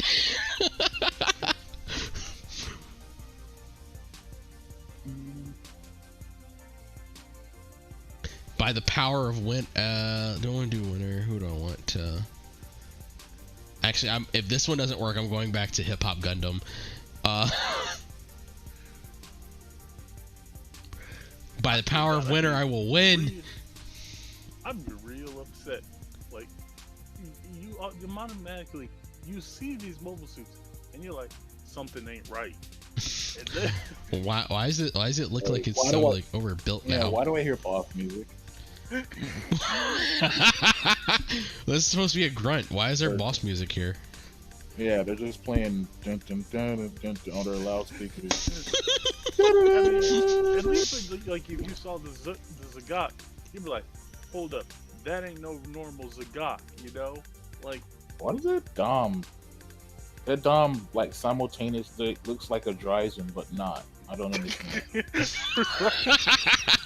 Yo, I'm excited to look at these. Like, look at the Zagat. I'm sorry. It might be, you know. Yeah, okay. There's no way you think that's an old Zagat. Right? Like, that looks like a.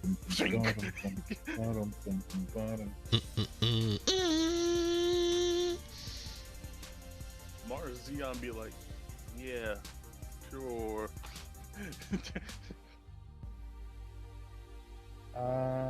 Get that work, bitch. Oh god, I'm sick. You just wasted that move. Perhaps there was an age where people. Come on, Psycho Plate. Oh shit! Shit, I beam pumped instead. But that might be my saving grace. Yui gets the Psycho Plate. The RF Gian looks like a Gundam. Oh! Look at that! Get sick, bitch. Kenji, you're going down last. They don't have a picture of yes! I finally fucking did it! Oh! God damn! Oh my god. Huh. Alright, my bad. I was looking at Cam's post and stuff. No, you're fine. You're fine. I did it. Like, I switched it up a little bit, kind of by accident. I beat the brakes off of Sanka first with the beam tonfa, and then once I used the beam tonfa on Sanka, I activated my Psycho Plates and just backed away from Yui and just let everyone rain death on her from range and let the melee suit get stun locked by range fire. And once the melee suit was stun locked in range fire, all that was left was Kenji, which was basically just a souped up Rick Dom. And I'm like, all right, boy, you're gonna die today. Jesus Christ, that's all right. Like a Gelgoog. I mean, it does, but it doesn't. Let's see. Let's pull up Discord real quick. General. Don, was that you? God damn it, Don, that was you. Wait, what did I do? My plans 2020.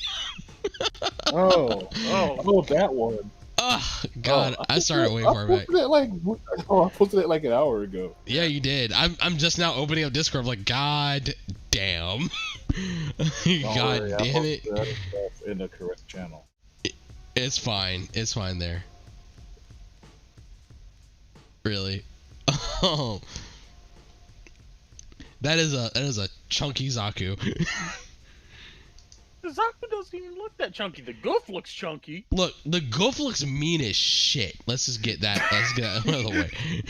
That goof looks like I just came back from wrecking gun cannons, and I am here in space to ruin a fleet.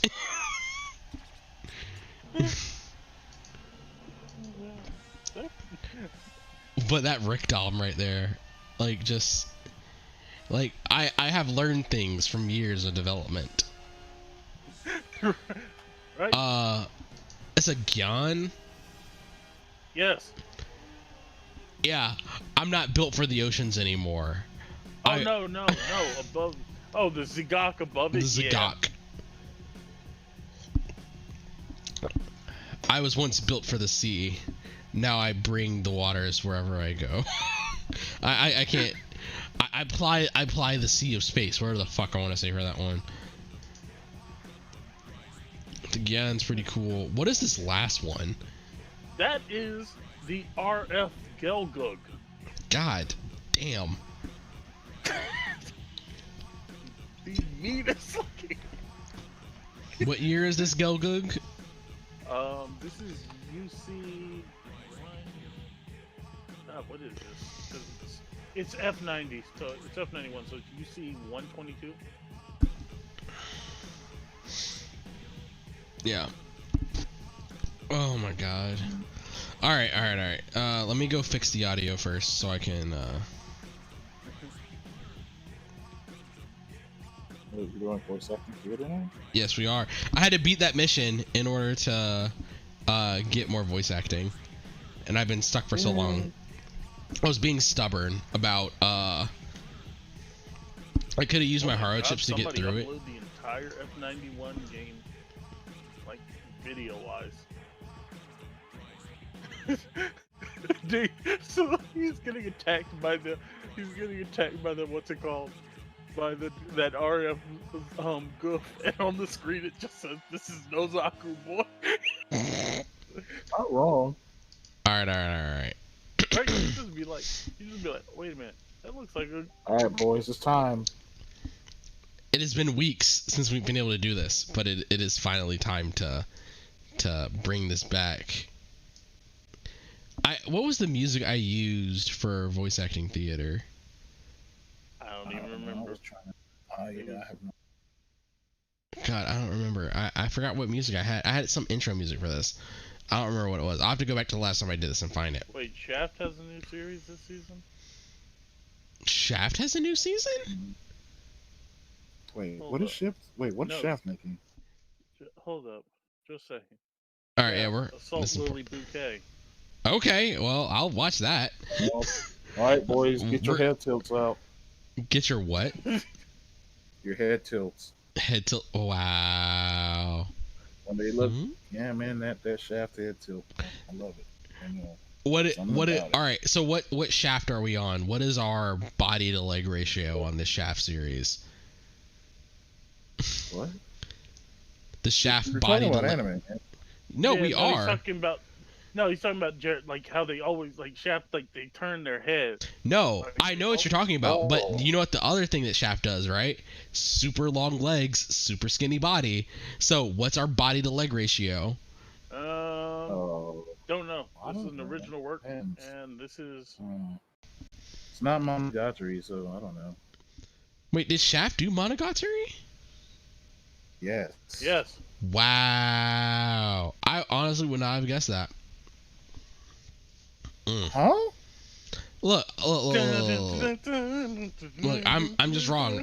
The last. It's not even the best. Okay, that's not even the best OP in that season. True. It isn't. We'll get there. All right. Let's chill. All right. Anyway, let's. All right. Sugoi! Oh my god. No way! It's just a base model, but you beat me like it was nothing. So you're technically supposed to be using the Artemis, Man, that's... but I'm not using Artemis because I was struggling my ass off here. Whoa! This is ominous. How much stronger would you get if you gave it a tune-up? I need to build my ominous. Yes, Yuri, be sad. If I don't work on my Gunpla more, I have a feeling I won't. Oh god, I have to remember my voices. If I don't work on my Gunpla more, I have a feeling I won't be winning the next tournament. Fuyukai. Once there's a clear target, I know exactly where to aim. You just messed up showing me what you're capable of. Okay, lock on. I wonder about that. If it's Kurashine we're talking about, he's sure to exceed whatever expectations we have of him.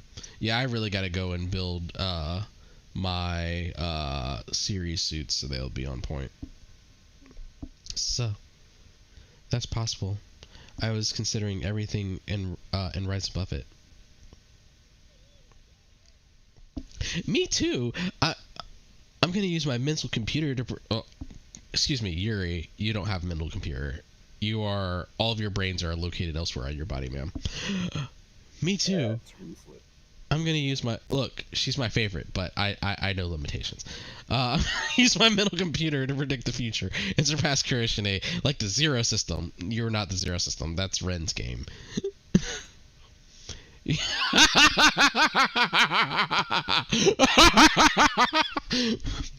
Your brain's a Zero System, all right.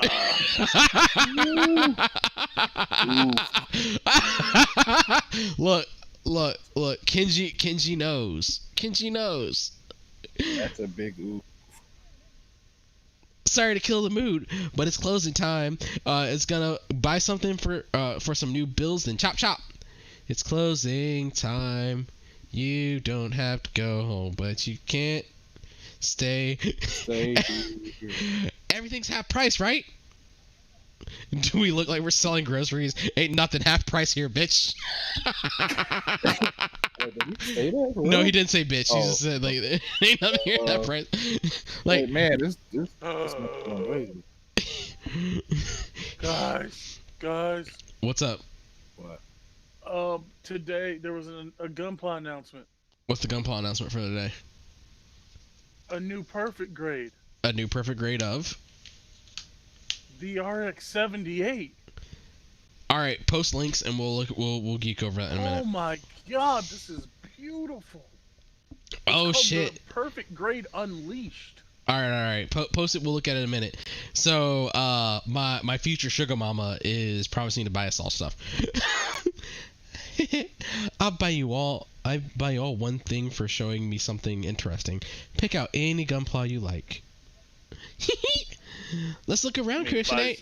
Finds the MG, the MG Extreme. Right, unicorn. yeah, literally finds. Nigga, if it was. Oh, nah, so I think this is. Buy the PG of Bawaku. Ooh, but I think this is where Sanka gets her Valkyrie. Sanka gets a new mobile suit. She goes from a SD to a back to a traditional build. Oh. I recommend the ones on the shelf. There's a PG Trans Am riser and a high resolution model Barbados.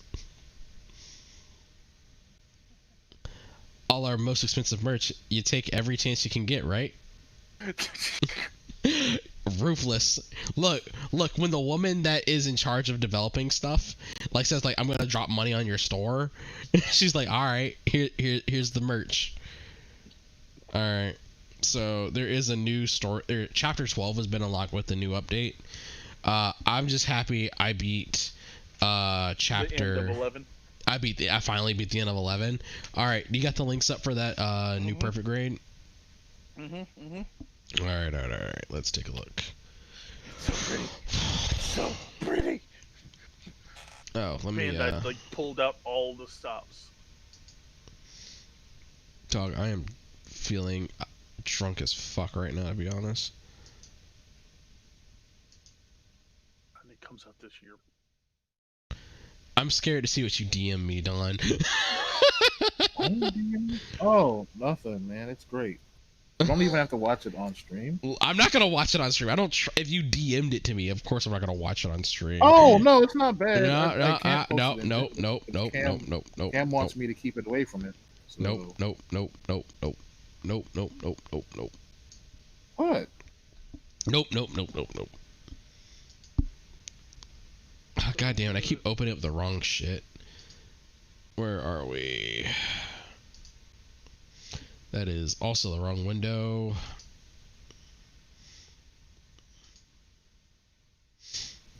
God also, damn coming it! There in you at go. a smooth, crispy, almost $300. Oh hell, fucking no! I'm getting a Salamanders model before I get that. Yeah, because it's coming in at 27,500 yen. So with shipping to the United States, it's gonna break 300. All right. So live breaking. Whatever. This mostly came during today's announcement this morning. We have the updated images of the Perfect Grade Unleashed 160th RX 78-2. What is this? 3.5 hours into this stream.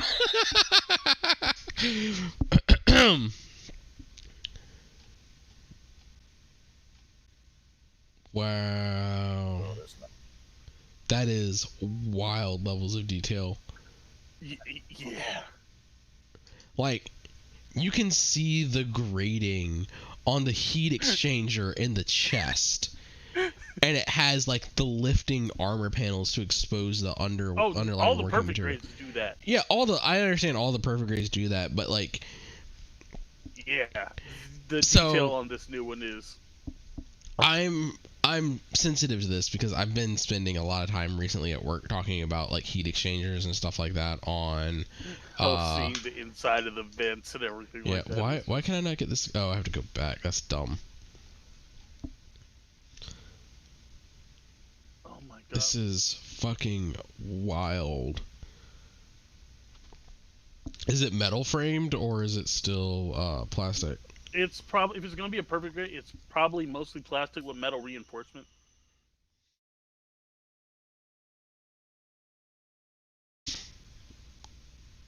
Or it will be like where it's all there's plastic, a light and kit then you can too? spend an extra $400 from Bandai's Custom Club to get metal replacement parts. Yo, there's a lighting unit for the eyes. Yeah. So, are they editing in the light on the beam saber, or does the beam saber also illuminate? No, it probably illuminates through the base of the actual beam saber, because that's how they've done it before. That's fucking wild, yo. So it will have like a clear effect part, but there will be a LED in the actual handle. Oh my god. I don't have enough badges to build this thing. This is a fucking sick ass gunpla. Yeah, like I was like, oh, okay. What was the? I knew there was an announcement today. You know, because they said there was going to be one. Yeah, but that's actually seeing it is a whole nother thing. That's really dope. So, is there Like, if you already a look- perfect grade RX-78? Yes, it was the very first perfect grade. So, what is our main difference between the original other than the lighting kit? What's our main everything. difference? The original perfect grade kit came out in 2000. Okay. It was the very first perfect grade kit, and it only runs you about $85 if you can find it.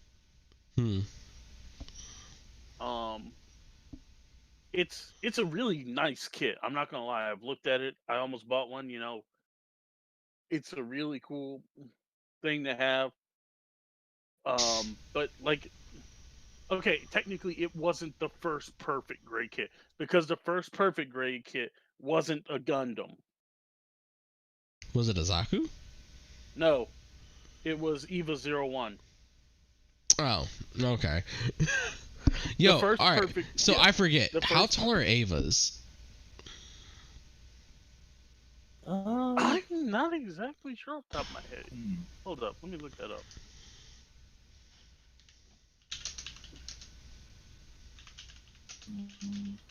I'm trying to think back for scale. EVA 01, 140 feet. What's that in meters? Hey Siri. Well, let's put it this way: the original Gundam is 56 feet tall. So. Yeah, it's 42 meters tall. 140 feet to meters. 42.67 meters. Thank you, Siri. You're late. Anyway. Alright, she's trying her best. Okay. It's fine. I have I found. Hey guys, I found what I was looking for because I knew I had this on my computer. The comparison of an Ava to a Gundam. Yes. Actually, it's not just to a Gundam. There you go.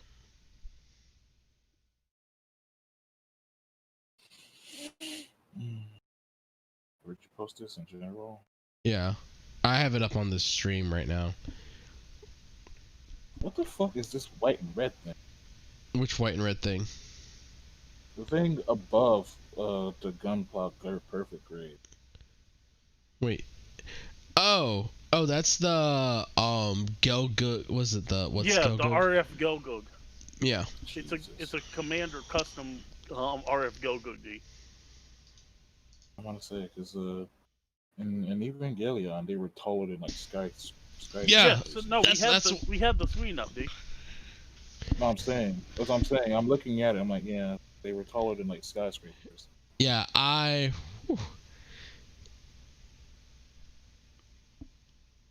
Wow. So, but I think it was, I think it was this like the first perfect grade was the perfect grade EVA 01. So the perfect grade EVA 01, was it still a 1/160th? No, Okay. I want to. Let me check what it was. What the scale Because was. I just remember because a perfect grade 1/160th EVA Unit 1. What is 140 divided by 60? Quick maths. It's area 140 divided by 60. It's 2. It's a 2 1/3 foot tall model. Yeah, no, this one's it's scaled down. It's 1 foot tall. So they. Boo! Cowards! Give me 1997.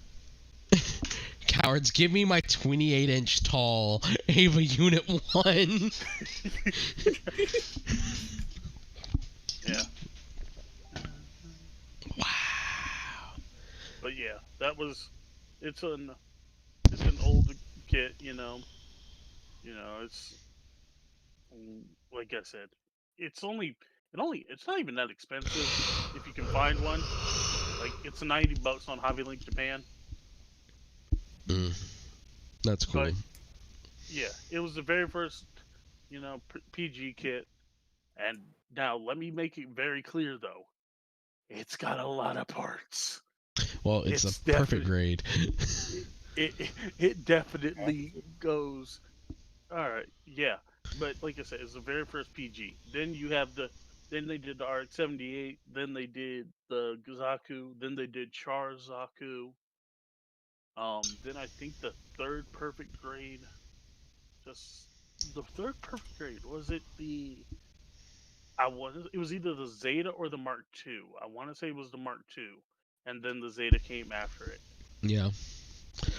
I think I'm gonna be sticking at HG kits for a year or two as I get my groove back. Huh. So the Zeta came out, okay? Mhm.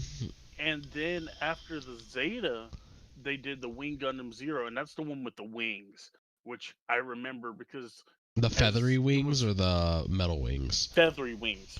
Ugh. I remember because this was around the time that what's it called? 2 years after that, they were showing Wing on TV, and one of the model shops, I wasn't really, I was just buying little HGs at the time and everything from them, and one of the model shops got a perfect grade Wing Gundam in before the American version of what's it called? Gundam. Before the American version Endless Waltz started airing. Of Endless Waltz came, and it was sitting in the on top of this thing. I was like, what the hell is that? Mm-hmm. But yeah, that's one of those things.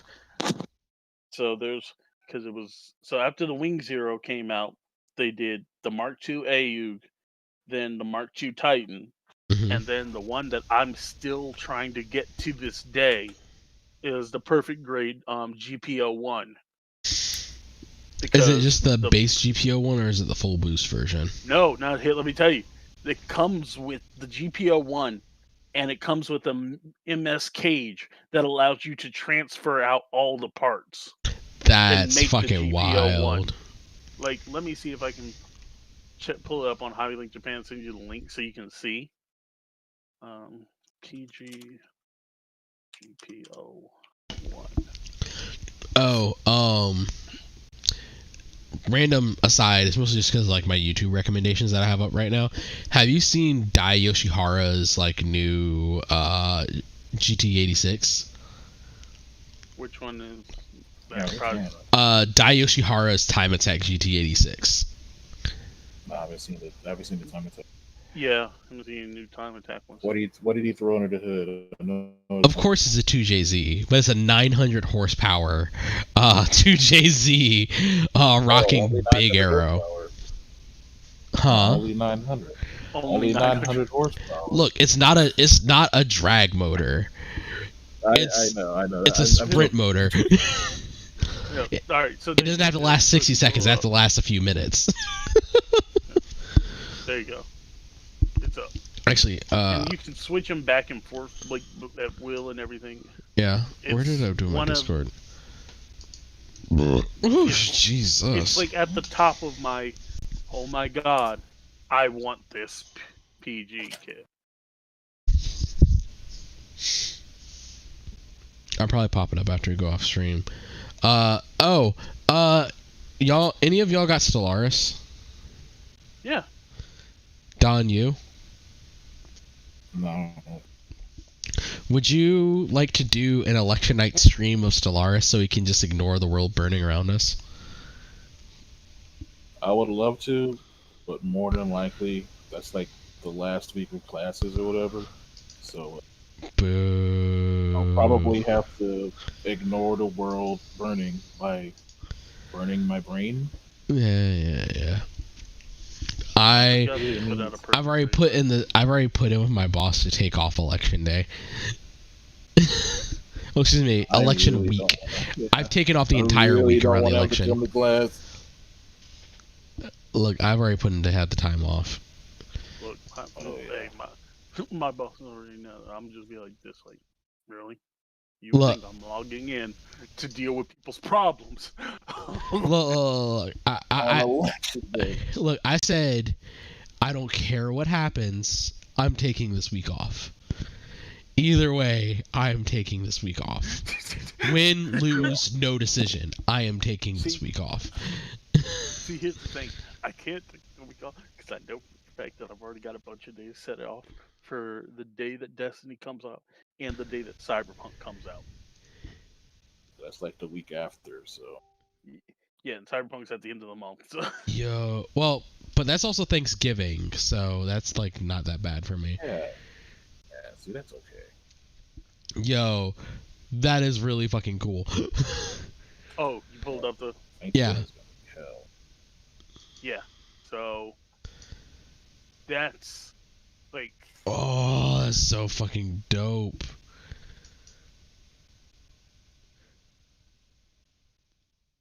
That's also, so it's got fucking the, cool. Like, it comes with the machine guns from the, what's it called? From the GM custom that Co was using. Yeah. While they were on Earth, so... Yeah. So, like, I guess, like, my only... Well, I have, like, no real only thing about it. I don't like the GPO-1 FB in, Gunpla Warfare. Just because, like, the abilities on it don't do a whole lot for me. So I tend to... Like, I haven't completed it, even though I have, like, a bunch of opportunities to do so. D knows I only did maybe one FB build, even though it's like one of my favorite mobile suits, and I did it in the Linkin Park color scheme. Oh yeah, I remember that. Yep. Because I was like, oh wait a minute, Linkin Park, have a custom. So you tried so hard and got so far. In the end, I'm sorry, Chester Bennington, exactly. Like in that in his Federation cosplay. Absolutely. All right, lads, we have done going on almost 4 hours of. Honestly, I think this is the most cohesive off-track stream we've done. we had somewhere. The off-track parts were very cohesive. We had somewhere we were going the entire time, and we accomplished a goal. You jumped the train off of a cliff and just happened to land on another track. I knew what I was doing, damn it. I knew where I was going. Also, when you end the stream, you can check the other Discord thing, and you can see the cover for the one I was telling you about. Yeah, we'll get there. But God, it has been a week. I ain't got nothing. I have enjoyed not watching the vice presidential debates. I have gotten. Oh yeah, we did avoid that. Yay.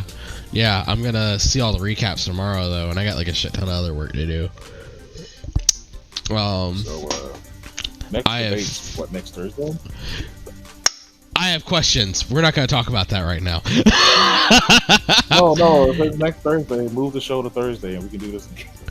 Nah, I'm keeping it Wednesdays just to keep up with the update cycle. I'm probably going to be joining another live stream with some other people.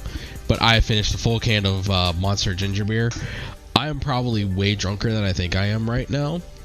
I'm going to know when I get up. I also know because I can feel my body trying to reject all the alcohol I've been consuming.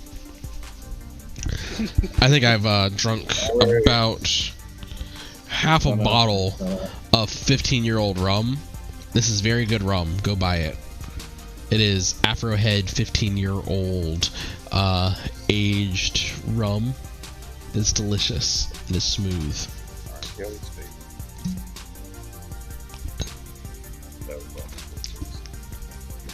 Delicious. Alright. But it's been real. It's been another week of Gunpla Warfare. Next week, I'm going to try to have my new Apex teams up and kind of talk about my general strategy for progressing forward through both campaign and ranked multiplayer. I've actually been doing pretty good in the last few weeks.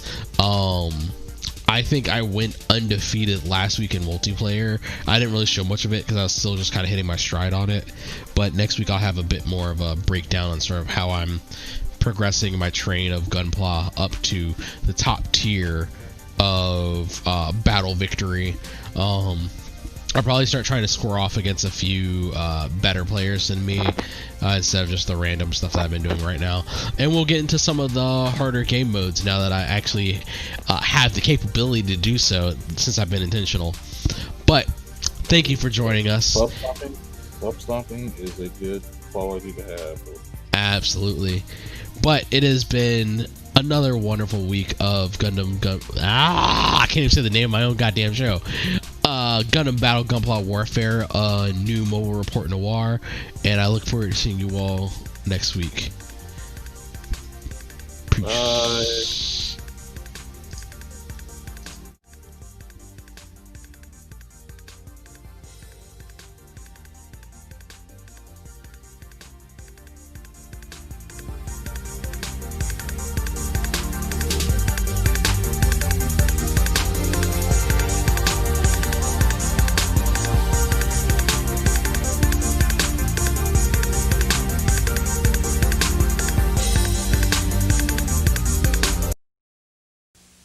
Perhaps there was an age where people dreamed of the possibilities in the outer space. With high expectations, human beings leave Earth. To outer space! Every one of us! This is a pretty large-scale operation.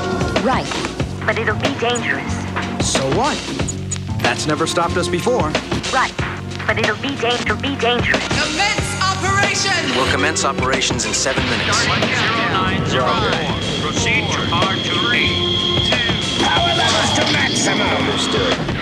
Second unit, stand by for orders. Get straight for the atmosphere! We all have to make it up to space! Be patient. Tactics level cleared. Continuing on strategic. As requested, you are now connected to outer space.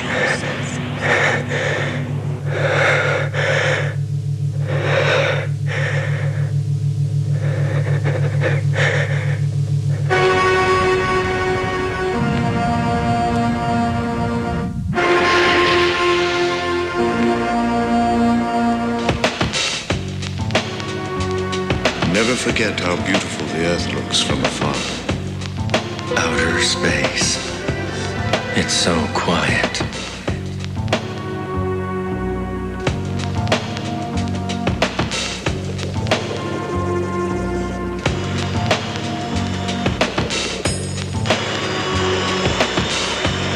The remaining frontier is outer space. Will you please come with me? Where to? Outer space. I hope I'm not too late. I wonder how long I'll be able to see the moon like this. The majority of people living in space are either technicians or laborers. All right, take her up. Yeah, that's it. Keep her going. All areas functioning. Looks like we won't have any interference this time. The shuttle will soon enter the atmosphere. Please be sure to fasten your seatbelt and remain seated. We're ready to enter the atmosphere.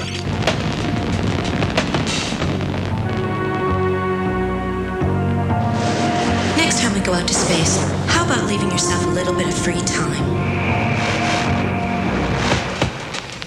Talented people are capable of understanding us.